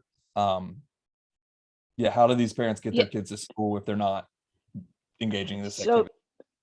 So the school bus shortage is creating a longer line in the carpool line, which is what the parents are trying to avoid by picking and dropping off and picking up their children off campus. There is a process. They're just not adhering to it because they don't want to deal with the line. And it is a safety issue because these kids are walking up and down Good Luck Road. They're oftentimes not on the sidewalk. They're cutting through traffic. They're cutting through people's property, cutting through yards, jumping fences. Now that we've been doing, we've been out there, like I said, for the last couple of months, pretty much every day, you've got parents that are going all the way down. Because remember, this is a community that only has one way in and one way out. Every street is a dead end. So it creates a huge bottleneck there on Silk Tree at the entrance into the community, and just all around. It's it's just a safety issue. And then you also have parents that will block people's driveways. So if they have to leave their home, they have to go ask people to, could you please move, you're blocking my driveway. Nobody should really have to do that. And it's just the parents that don't want to have to deal with the carpool line. That's the bottom line. And we have spoken to the school, we've spoken to the principal's office and tried to get them to communicate to the parents, but it's not really working. We already have ordinances that address folks being like blocking driveways. Is that correct? Yes, blocking driveway, but again, the people are not leaving, these parents are not leaving their vehicles parked. They're sitting in the cars. So they're essentially standing or stopping, but they're not parking. Okay. Chief Morris educated me about that distinction many years ago, that if you are sitting in your car, then you're not technically parking and a no parking sign doesn't apply to you. You're simply standing in your car. And apparently some of these parents have figured that out. And so when the police asked them to go through the process of using the carpool line and not occupying this neighborhood and creating the additional pedestrian issues, then they say, you can't do anything. It just says no parking. I'm not parking, I'm standing. I'm still wondering I want to make sure I'm understanding correctly because I feel like I'm missing something. What, like, other than there just being more people sitting in cars on the road there, which the current signs indicate they're allowed to do, like what is this just that we don't want to see people sitting in cars in the neighborhood? What's the problem here? I'm sorry, Mr. Mayor. Mr. Town Manager, go ahead. Yes, my understanding is while this originated from some complaints, I believe the concern from a safety perspective that Acting Chief of Police Gwixens mentioned was the kids are walking along the main road there, a Good Luck Road, and sometimes in the street, and that's a tough intersection to begin with, and to have the additional traffic other than the resident traffic. That's I think is contrary to the town's efforts in the Walk, Bike, Drive Safety Initiative. And so what we're trying to do is ensure pedestrian safety, bicyclist safety. The residents, if they're bicycling on cul-de-sacs, and the 3 roads are all cul-de-sacs, and now you have this increased traffic, considerably increased traffic. That's a concern. The roads are very narrow. As discussed at a previous council meeting, I believe back in I'm thinking it was the end of August, not sure of the date, about the parking permit situation and how many vehicles are actually parked on the roadway. So adding 65 cars is a concern. And Acting Chief Gwixens, if I missed something, please share now. No, you covered it pretty well, but I'd also like to add that sometimes these kids are actually cutting through yards and neighborhoods and onto other people's property directly from the Parkdale campus into Madison Hill, through the wood line there and into Madison Hill. So that's the other issue, because they're going to meet their parents, and it's, I mean, we've had don't we issues. have, I'm sorry, I didn't mean to interrupt. No, go ahead. That's okay. I mean, those are problems that we have other existing statutes, regulations, etc. Like that mechanism to address that already exists, or is that not the case? Well, yes, but their only reason for gutting through is to go meet their parents who are picking them up in that neighborhood. And Rosa, correct me if I'm wrong.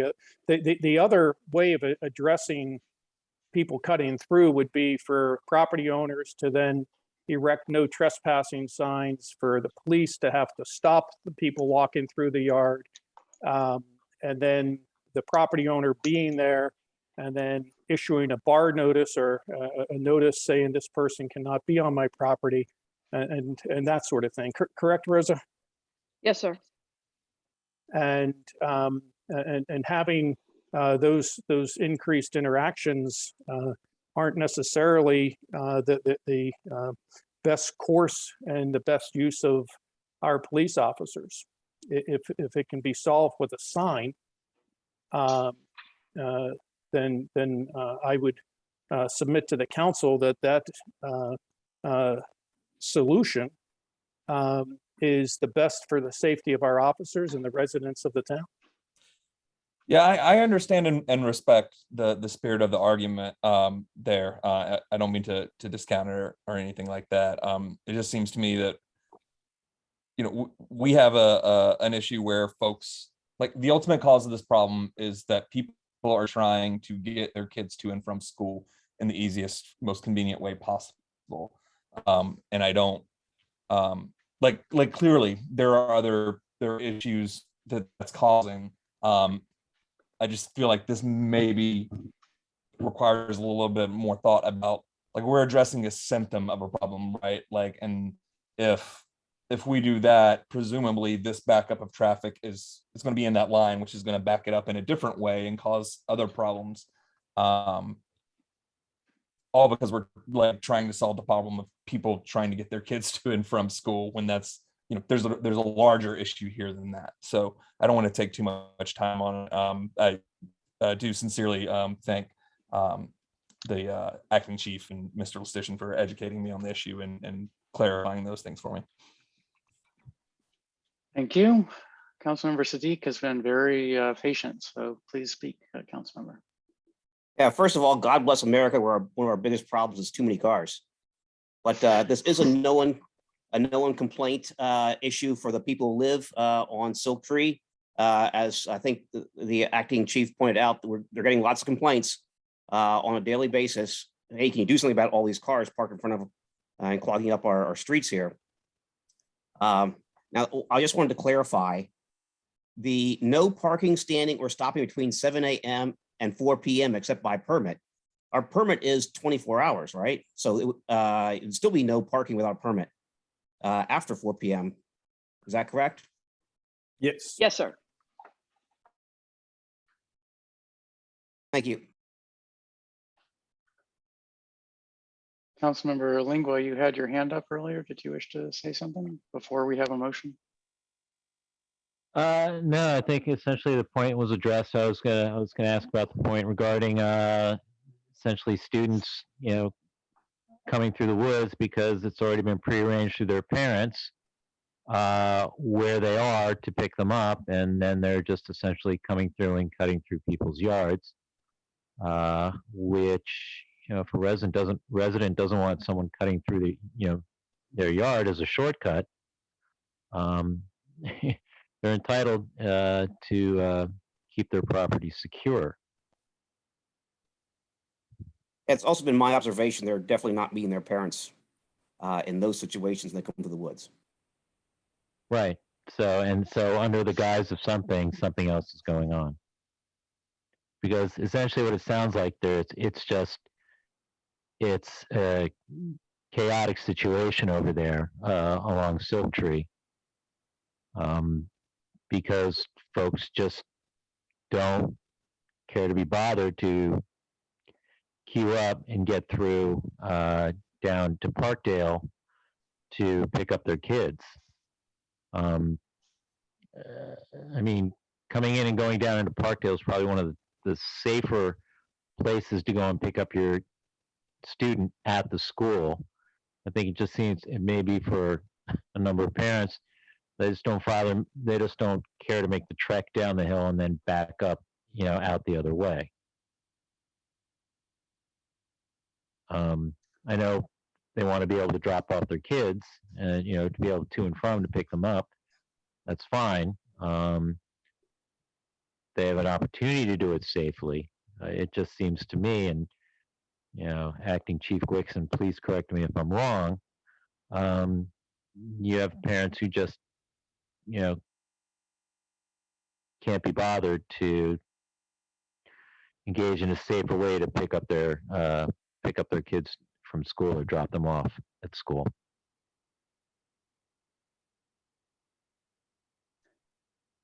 Thank you, Councilmember. So we've had a lot of discussion. Now I see 2 hands up. Some point, is this discussion needed before a motion can be made? Because we should have had a motion by this point, unless this is really discussion about whether a motion can be made or not. Councilmember Smith, I see your hand is still up, so I'll presume you wish to speak. Yeah, I'm first just a point of information on the order here. Are we, has this been, we're not formally in discussion. We've been discussing it, but this is not actually the discussion period. Right. So very, Okay. very, All right. I understand. sometimes we need to have a discussion before a motion can be made. I thought that having at least an initial briefing of why this was here Sure. before we had a motion would be a good idea. Yeah, I'm sorry. I think that I'm responsible for that tangent. So No, yeah. it's fine. It's fine. Does someone wish to make a motion to adopt resolution 2021-R-22? So moved. Motion by Councilmember Sadiq, was that seconded by Councilmember Foe? Is that correct? That's probably how it should be. Okay, very good. Motion by Councilmember Sadiq, seconded by Councilmember Foe to adopt resolution 2021-R-22. Is there additional discussion on this motion now that it is on the floor? Councilmember Smith. Yeah, just one more thing I wanted to add, and I'll leave it alone. I don't want to extend our, make this a 3-hour conversation about, cars and cul-de-sacs.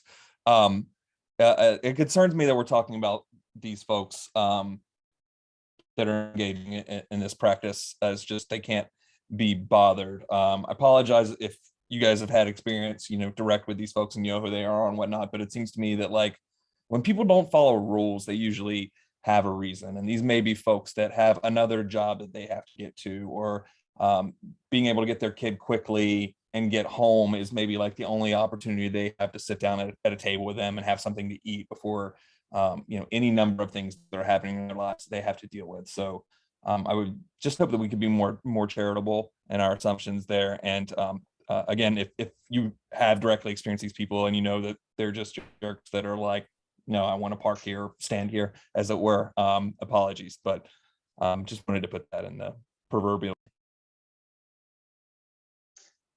Thank you, Councilmember. Is there additional discussion of the motion to adopt resolution 2021-R-22?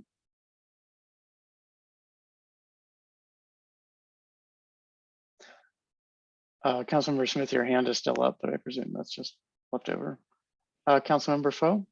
I'm not trying to belabor this discussion any longer than it, but I deal with this on a daily basis, and the time period certainly can be chaotic, and because of the propensity for a tardy notice to be issued, parents will do anything. So where I teach at Carl Sandburg Middle School, this past year we've seen less and less students riding buses, more being dropped off, and it's led to just horrific traffic around our school, and also some rule breaking.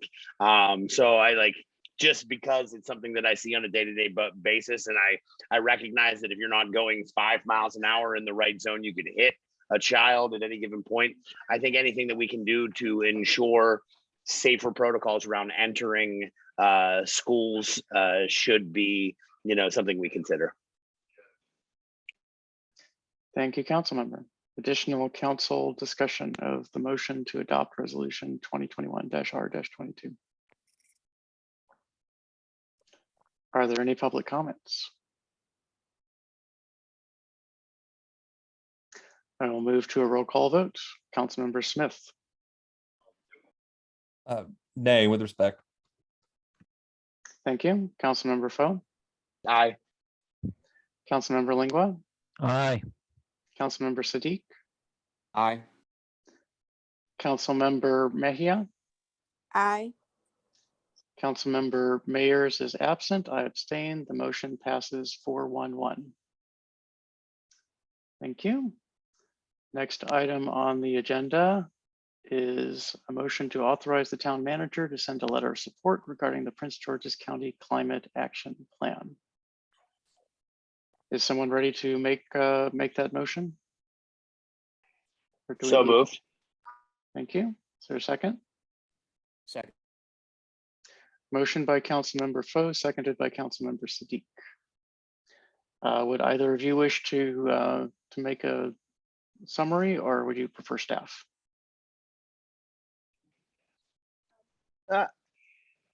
Staff? Okay, Councilmember, can we have a staff summary of the motion or the climate action plan? Well, I'm going to try to keep it brief, sir. So I don't think I can discuss the 220 some pages of the climate action plan. Suffice it to say that so the county has developed this climate action plan, and we've pointed out a few things here in the staff memo. I've checked in with Mike Honeyhake, who runs the Sustainable Maryland Communities at the university, and also exchanged an email with some members of our green team. And this seems to align with the town's values as it relates to sustainability. And it would, from a staff perspective, be good for the town to weigh in with its support. Thank you, Mr. Lustician. Is there additional council discussion on this motion to authorize the town manager to send a letter of support regarding the Prince George's County Climate Action Plan?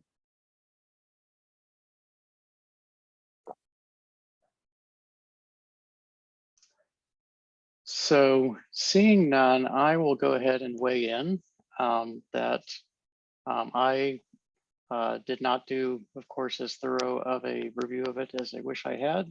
250 plus pages were quite daunting. I did dig through a good bit of it.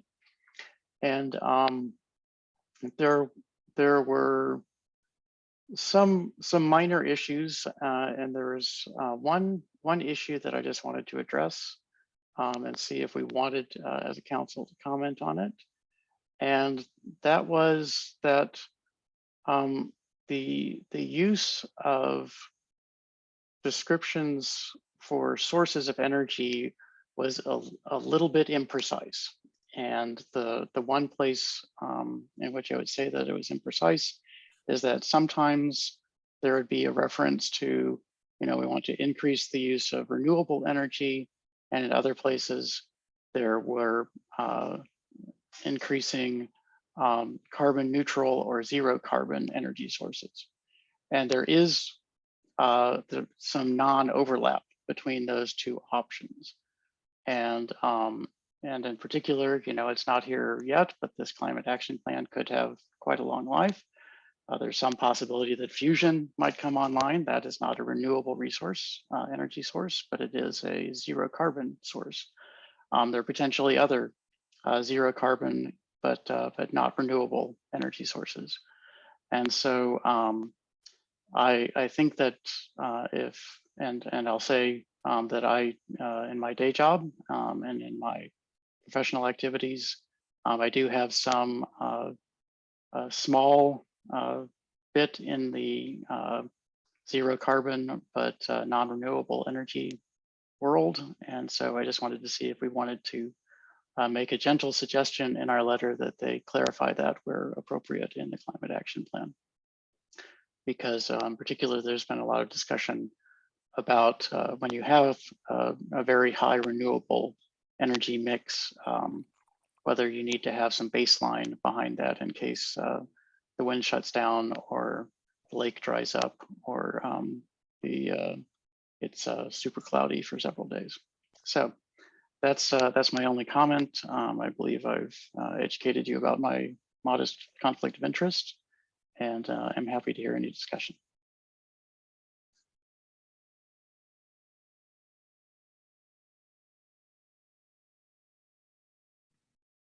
Mr. Mayor, if I may. Please. So are you essentially, I mean, you're asking for a clarification, or would it be better be termed as a delineation between the two? Sure. Because it sounds like that's what's occurring here, you know, is something where, I mean, it's toward a goal, yet you're just gonna have situations where one's gonna counter the other, but even though they're both trying to meet the same goal of lower Exactly. greenhouse gas emission. Exactly. That you know, there's in the climate change discussion, then there's some uncomfortable disagreements about whether some of these energy sources should or should not be included in the mix. And I just think that that the climate action plan, as presented by the county in the current draft, doesn't directly address that controversy and say where the county would like to go on it. And it could end up making it difficult at some point in the future for implementing the plan. And so it's just my suggestion that they should, a respectful suggestion that they should consider clarifying or delineating that, as you say.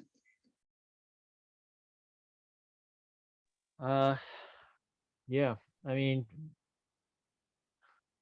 I'm all right with this plan for, you know, for the most part. The one other part about it that, you know, I really wasn't seeing as being very much addressed, is the fact you essentially dealing with, you know, or trying to obtain energy sourcing from an entity that's essentially out of, you know, out of state. As we all know currently right now, Pepco is a subsidiary of the Exelon company, which is based in state of New York. Mhm. And one of the things that is now coming up more and more in discussion, I'm sure you've probably heard, be that at work or otherwhere, is looking at not only the development of energy by way of fusion, but essentially re- looking again at energy created by fission of atoms and of hydrogen. And that's something that, as for a energy source, it may be something that not only the county is going to have to consider, but the state as well, especially if they're seeing a substantial amount of their energy being provided by a, you know, such a, for lack of a better term, a multi-state corporation.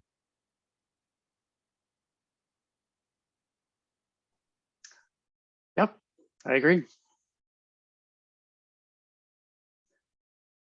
So is there any objection on the council to including a statement to that effect somewhere in the letter? I don't think we need to have a formal motion if it's the sense of the council. I have no Include that. objection to that. I have no objection.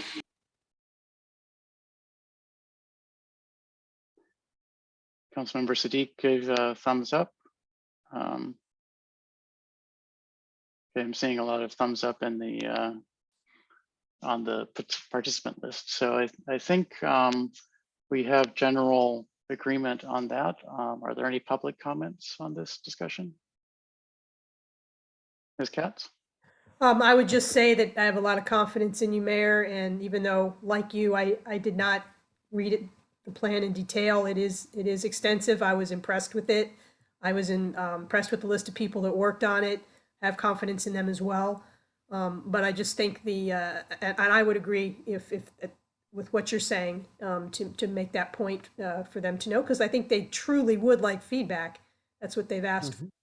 And I think that would be helpful, because I think this plan is something that, from a sustainability committee perspective here in our town, it's something we should be referring to quite a bit. I mean, we should try to align what we do to support this plan. So what it says is important. And although the current version is called a draft, I think when the final version comes out, it's a document that we need to keep our eyes on. So those are just my thoughts. Thank you. Yes, and they're looking at a January 2022 adoption of the final version, so there's not a lot of time. And I'll add that it has encouragement of replenishing public tree stocks, so that's also in there. One of the more amazing tidbits that I found in there was the graph of the county's contribution to greenhouse gases, which was 55% from, I believe, from landfill emissions. It was amazing to me that that all the other work that they do, they were excluding PGCPS and MNC PPC from that, but still, it was amazing to me that more than half of the county's emissions were from landfill.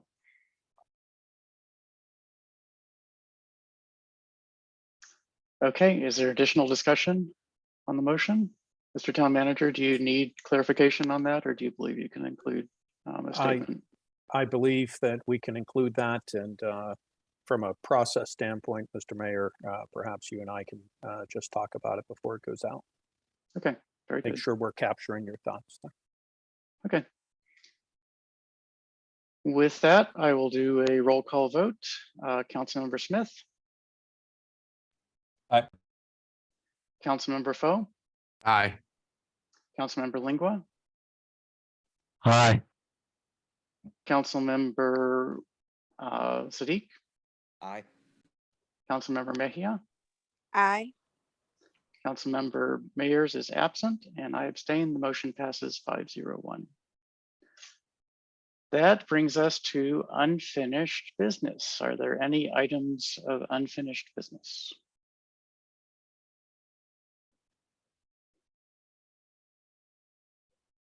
Okay. Mr. Mayor, if I may, Yes, sir. one item of unfinished business is the continued discussion on the request made by former University Park Mayor John Tabori on behalf of the Greater Riverdale Cares Route 1 Communities Cares request from the town to have a better understanding of the town's commitment to the operations for the calendar year 2022. Mhm. And I think we just kind of left it to we're going to find out from staff about what would be feasible through any funds that we may have in the portion of the budget dealing with economic development. And as well discuss how we would, how do we want to approach this request? Should we want to make a disbursement? The amount that we would consider making, and to what extent, in terms of how we would want to make those payments, either one lump sum payment or payments made over time. As well, Okay. do we want to see this money coming from our working budget, or do we want to, are we going to look to identify funds with monies granted to us through the American Recovery Plan? And also, if that were the case, are we looking at essentially what we would require of Greater Riverdale Cares, Route 1 Community Cares, what they would be required to do in terms of applying for a grant, the application process, and any consideration of making sure how that money is being accounted for. Should a grant be awarded, because penalties are considerable should the town grant money to a entity and an audit turns up that the money was not spent in accordance with guidelines in the American Recovery Plan, in which case we, as the grantor, hold that liability, and repayment for the misappropriated money by the group we decided to grant the money to. Reimbursement of that money would come from the town. So I think it's very important that we, going forward, have an understanding of how it is we want to approach this request. Okay. Well, I'm going to dive in and say that the council has agreed that a process for how to disperse the ARPA funds would be established in early spring. So aiming for somewhere in the February, March timescale. Is that correct, Mr. Town Manager? Yes, sir. In terms of staff having the systems and processes put together. Okay, and so we won't have an answer for many of the questions that you came about. How would they apply? How would they establish that they were spending the monies appropriately? What documentation would they provide? We aren't going to have a lot of those answers until the spring, if you count March as spring, so February, March as spring.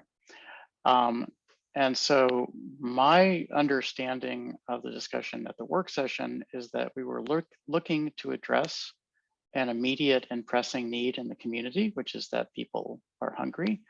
And so we were looking at making a disbursement of funds from the Economic Development Fund in order to support the work of the Greater Riverdale Cares Route 1 Communities Care program until such time as that process would be established in the spring.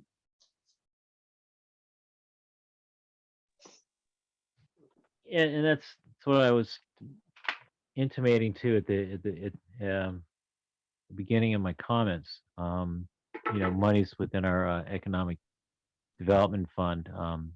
If there's an amount that we could identify,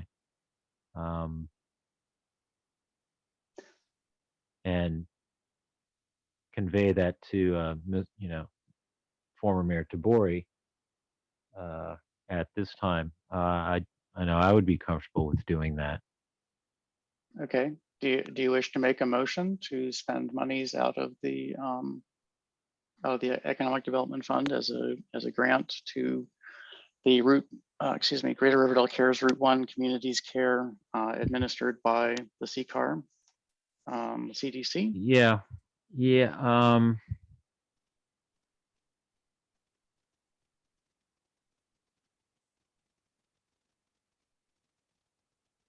All right, I'll make a motion to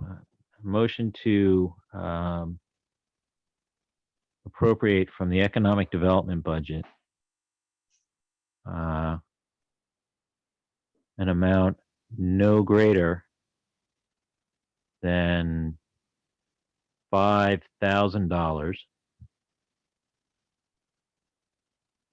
to the Greater Riverdale Cares Route 1 Cares food program.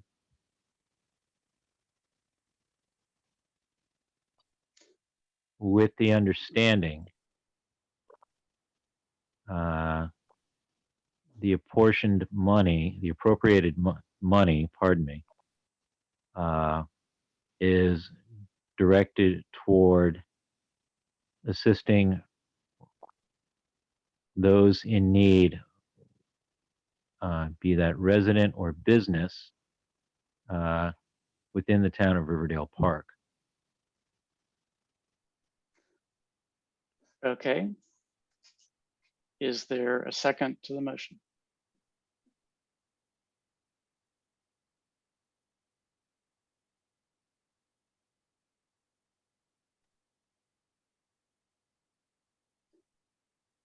Does anyone wish to make a second to the motion? Move.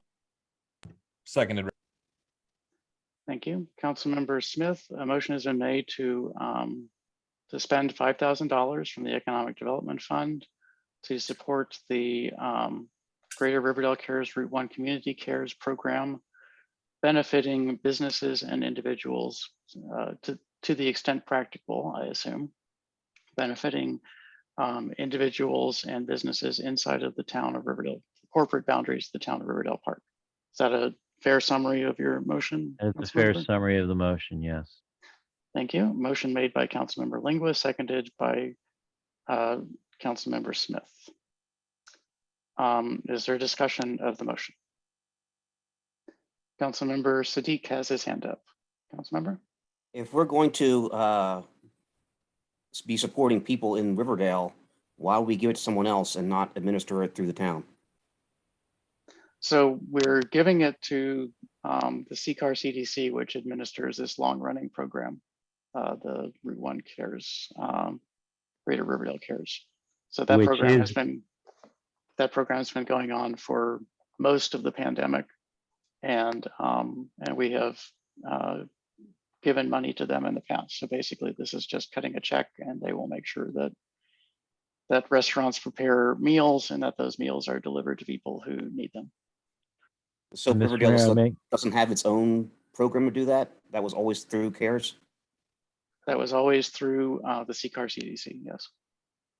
Which Mr. Mayor will point out is in the town of Riverdale Park. That's correct. Is headquartered here. Mhm.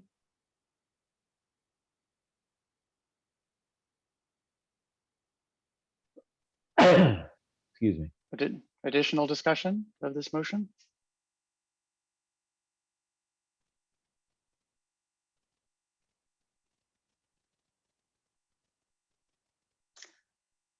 Any public comments on this motion?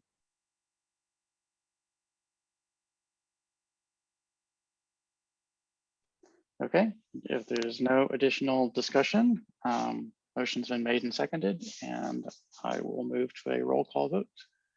Councilmember Smith, Aye. Councilmember Foe, Aye. Councilmember Lingua, Aye. Councilmember Sadiq, Aye. Councilmember Mejia, Aye. Councilmember Mayers is absent. I abstain. The motion passes 5-0-1.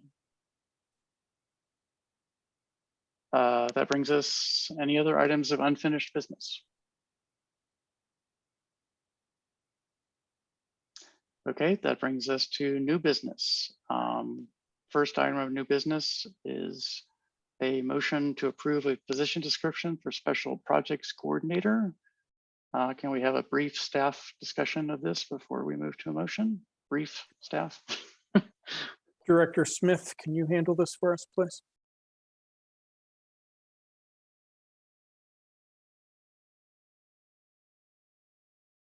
Paul, if you're speaking, you're on mute. Good evening, Mayor and Council and members of the public. In compliance with the personnel manual, staff seek the position description approval for the special projects coordinator. This position was approved in the budget in the FY 2022 budget, and it includes funding for a shared position with the directors of public projects and services, development services, and administrative services. As mayor and council, you heard tonight that we have about 18 projects we're starting, and we have other projects on board. And we feel this position is very needed, and we need it to support those programs and to provide oversight. Currently, the directors themselves are doing the oversight and support. We'd like to bring this position on at this time to help support the new projects we have and the future projects that are coming. The special projects coordinator will provide professional and technical high-level administrative project support, and that would include draft invitations to bid, requests for proposals, and other administrative support. And attached as a job description is a joint effort between the departments and the directors to recruit, develop, and retain talent. And staff will be available to respond to questions or concerns. Thank you, Director Smith. Is someone ready to make a motion, or do we have some questions? Hopefully clarifying questions for the motion only before a motion.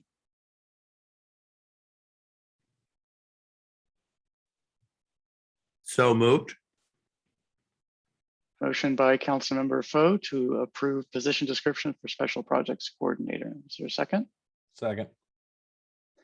Seconded by Councilmember Smith. Any discussion?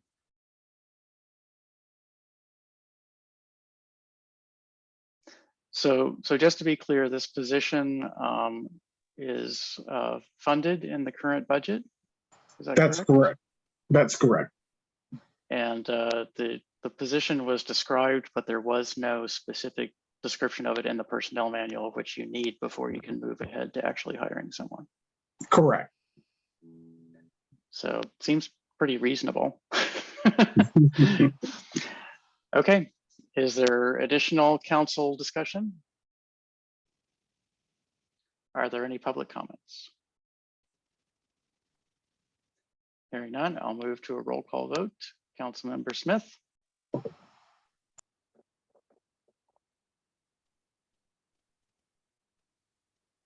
Councilmember Smith? Aye, sorry, I couldn't find my cursor. That's fine. Councilmember Foe? Aye. Councilmember Lingua? Aye. Councilmember Sadiq? Aye. Councilmember Mejia? Aye. Thank you. Councilmember Mayers is not present and I abstain. The motion passes 501. Next item on the agenda under new business is Riverdale Park decennial redistricting. This is a staff presentation. I don't believe there's specific action to take this evening. Yes, Mr. Mayor, and this is to begin for the council to begin a conversation on this extremely important and very much a foundational discussion. The council, as is mentioned in the memo, has had discussions on other redistricting processes that have recently concluded, as well as I believe the state is continuing. And so the town, like jurisdictions across the country, complete a decennial redistricting process. And I tried to lay out in the memo that there's many options for how this can be done. One is not necessarily more perfect than the other. In some jurisdictions, the legislative branch reserves the task to themselves. In others, there can be committees that could be made up wholly by residents or elected officials and residents or consultants and residents and elected officials. There's a variety of ways that this can be approached. The only thing that I will highlight tonight is that we included for reading material a publication, a joint publication by the Legal Defense and Education Fund of the NAACP, along with the Asian Americans Justice Center and the Mexican American Legal Defense and Education Fund. I'm sure there's other resources out there as well, but I think this gives a good sense of why redistricting is important to our residents. And the things that go into redistricting. That numbers are very important, and they have to be approached in terms of where to draw the line, as it also relates to alignment with the Voting Rights Act. So with that, Mr. Mayor, if there's questions for staff, we are here in a support role for the council, not only in the discussion, but moving forward to put numbers together, or however you all want this to proceed. Thank you, Mr. Lustician. I'm going to sort of dive into a little bit of discussion of history. Councilmember Lingua might correct me or update me or provide clarification on that. I have been involved as a member of the public in 2000 and as a member of the council in 2010, or post 2000, post 2010, in drawing the current ward boundaries. And in the document that's attached to this item in the agenda, it discusses the sort of traditional motivations behind how you draw your district lines, how you draw the ward lines. And there's some legally required ones. There are others that are just a good idea. So one of the things that I tried to do in my suggestions for district boundaries in both of those redrawings was to group together people who shared a common interest or problem. And so in 2000, the representative from Ward 1, the Ward 1 that existed or existed along the ward that existed along US 1. Ward 1 was actually in a different place at that time. Requested that because Baltimore Avenue was a uniting problem, that all the neighborhoods joining Baltimore Avenue be united into a single ward. And that led to shifts elsewhere, but that was a consideration. Another consideration, which I tried to address in both times, I think we did an okay job, is that you should be able to walk from any place in the ward to any other place in the ward without having to cut through another ward. So there should not be a place that requires you to leave your ward in order to stay in your ward and go through another one to get there. And so that's where the current ward boundaries came from. Were from discussions of that sort.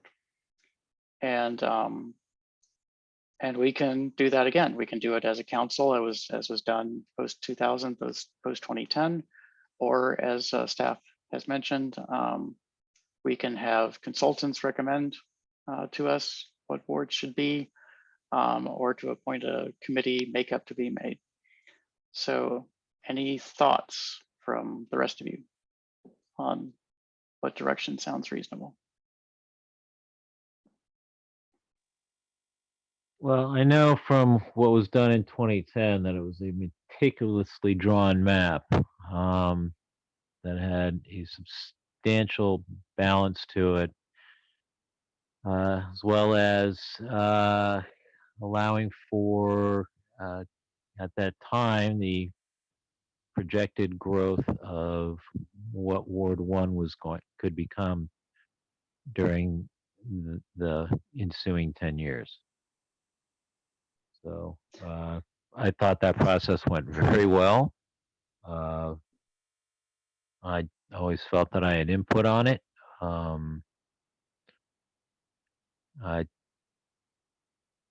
thought it really textbook in all ways, that it was fair and how equitably drawn up the wards were.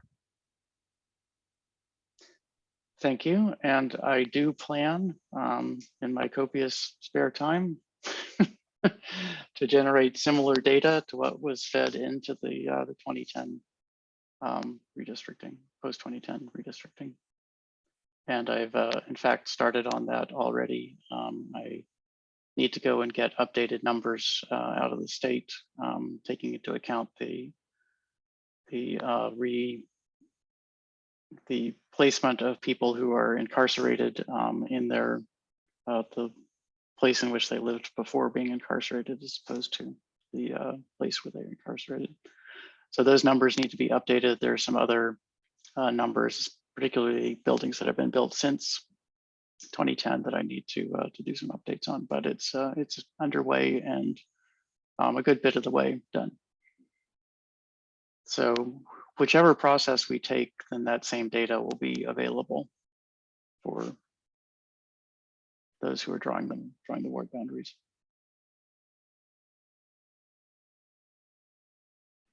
Mr. Mayor? Councilmember Foe. Yeah, I just, based on my experience at the county level, I just want to make sure that our process is entirely, above board, that it gives an opportunity for council and public comment. And it looks nothing like the process supported by, hold on just a second. Denny Tavares, Mel Franklin, Todd Turner, Derek Leon Davis, and Sidney Harrison. That's all. I thought you'd have those memorized by now. You'd think, Councilman. Councilmember Smith, you have your hand up. Yeah, I just echo council member Foe's comments 100%, but also just add to that that I think this process should involve as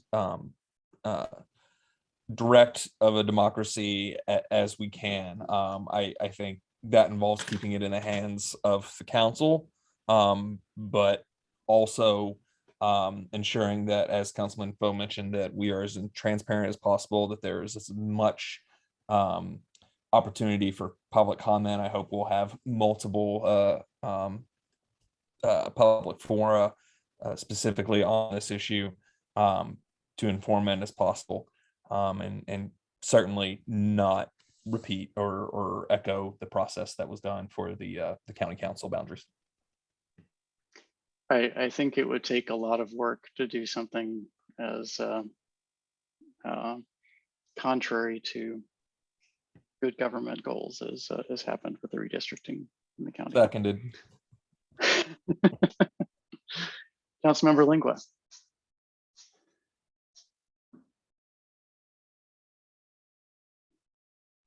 wanted to lower my hand there first, pardon me.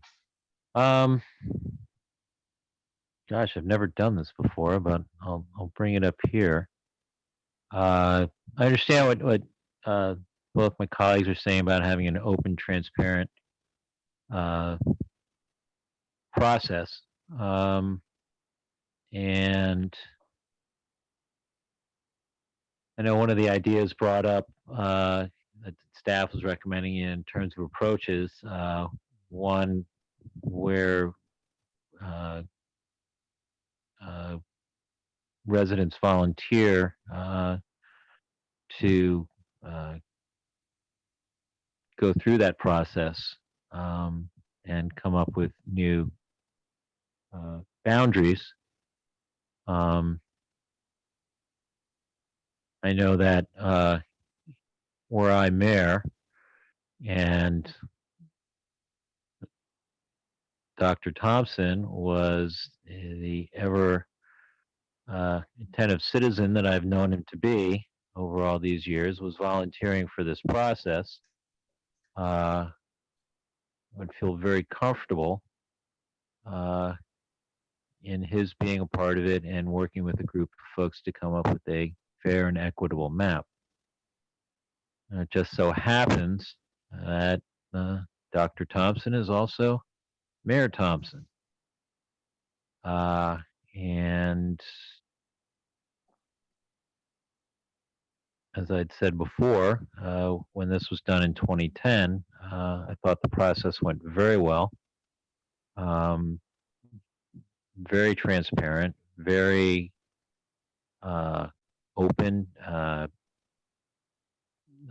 Mayor was happy to answer any questions about the numbers, of how the numbers are tabulated and how they were set up in anticipation of, at that time, contingencies on growth in certain wards.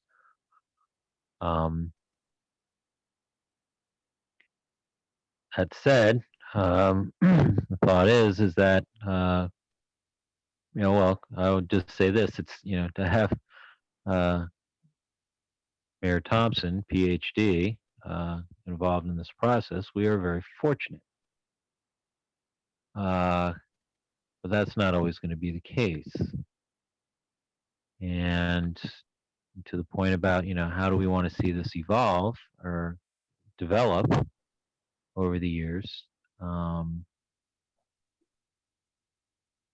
idea of getting additional help and support through those residents who are not on council, maybe something that we do want to look at in the future.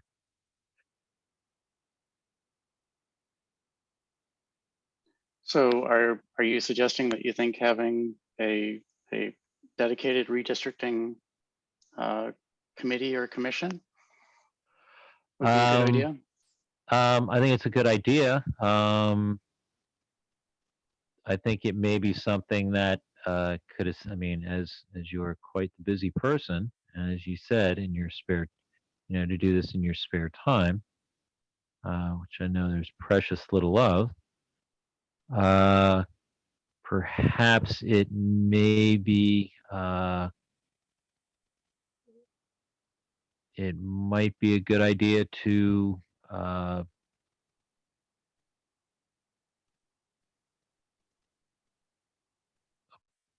set up a committee, appoint a committee. I'm not sure exactly how we'd go about establishing it. In what way, so as to be of assistance in terms of creating, in terms of tabulating and creating districts for the next 10 years.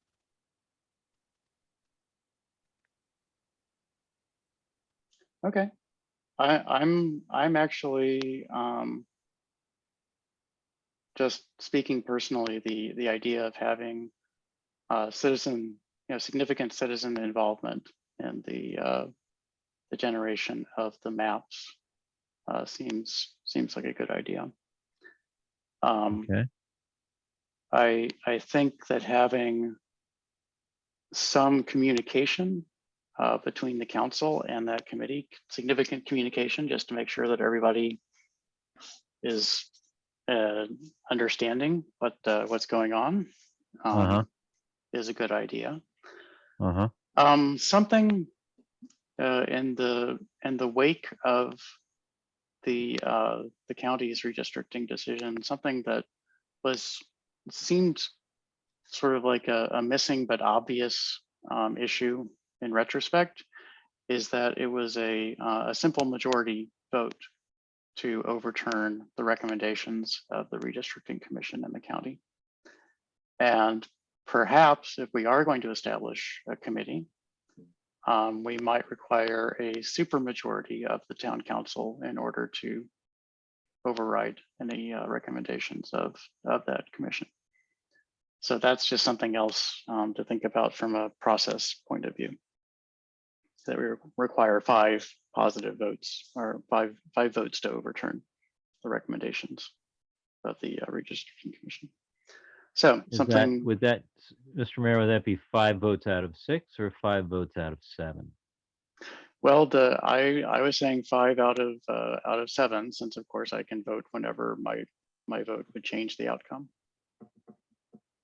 And so if there were 4 votes in one direction, and had not yet voted at that point, then I could change the outcome by voting.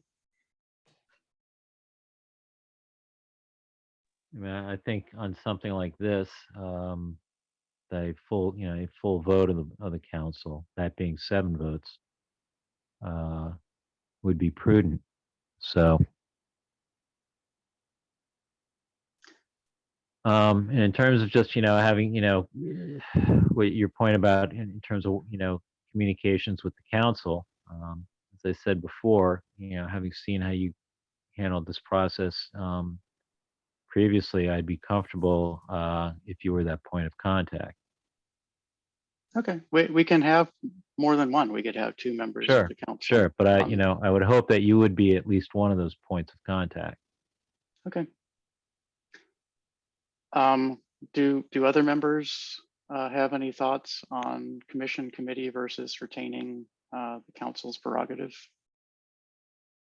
Councilmember Smith, I was getting the feeling, and perhaps I misunderstood, but I thought from one thing you said that you were thinking that retaining the powers in the council was appropriate. That's my initial feeling. But observing the discussion between you and Councilman Burlingwell, I don't like the direction you're talking there. It's not something I would object to. I'll say it that way. My I think generally keeping it within the council is the best idea, but there are other ideas that would meet the same or address my same concerns that I have that are addressed by keeping it in the council, if that makes sense. I'm Okay. not arguing. That's what I'm saying. Okay. We don't have to make any decisions tonight. So my suggestion would be that we all go home and chew on this a little bit, and we can bring it back up again in a couple of weeks at the work session and see if we've had any thoughts. So does that sound reasonable? Yes. That sounds fine by me. Okay. But I would also say to staff that I'm hearing that there's at least a good bit of interest in having a commission. And so perhaps coming up with some more concrete suggestions about how that might work that we can consider in a few weeks. And we'll do that, sir. Very good. Thank you. Any public comments on this topic before we move on?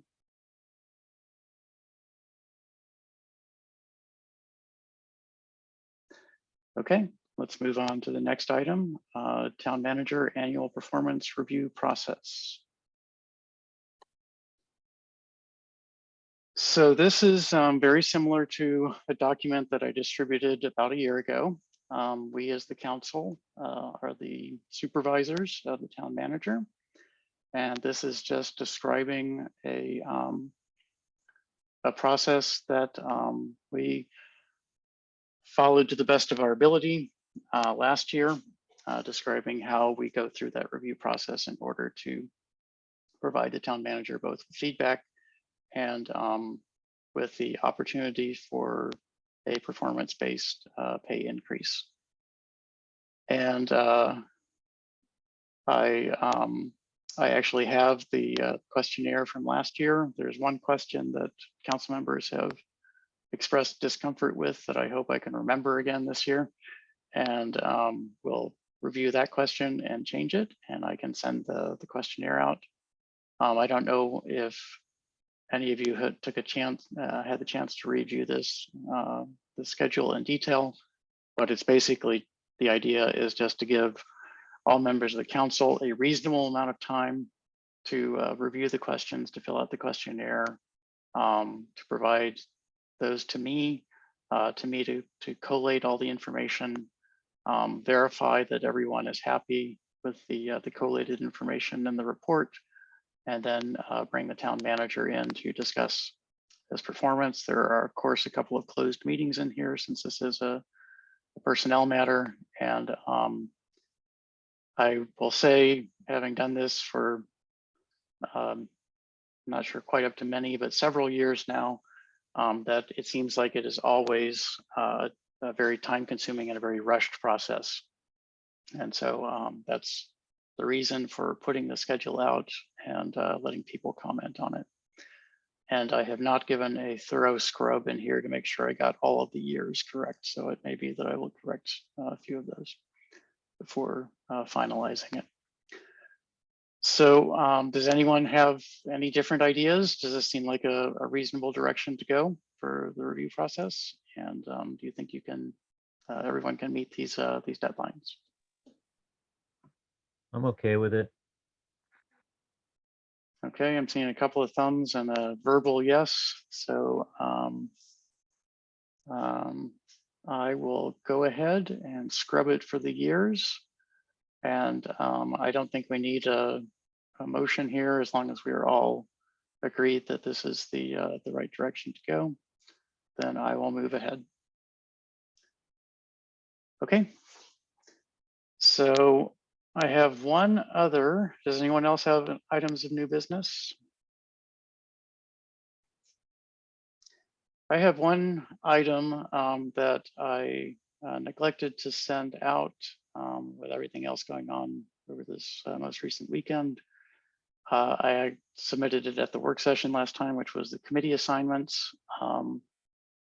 We can go through that. We can actually adopt the committee assignments as I sent out in draft form 2 weeks ago, or we can put this off until January. I don't think there's a big difference between those two. Does the council, and it's getting late, does the council have an opinion on whether to work on it tonight or whether to do it in January?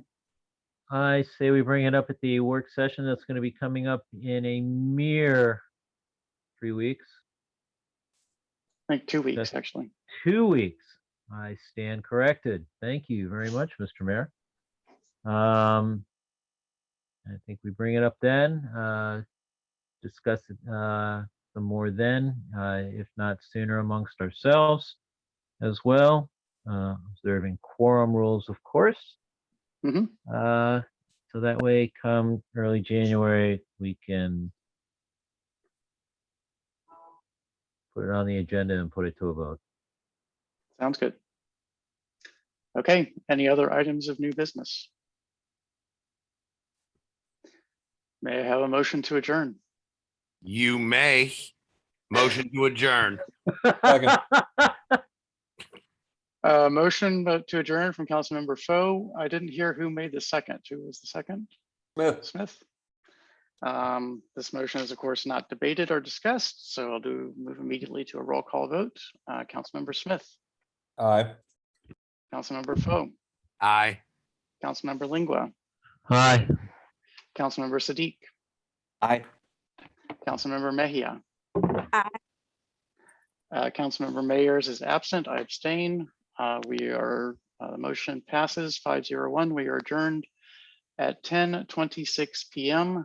Thank you all and have happy holidays to everyone who is here or watching on Facebook or watching the recording. Thank you, everyone. Good night, everyone. Thank you. Happy holidays. Thank you all very much. Good night. Good night.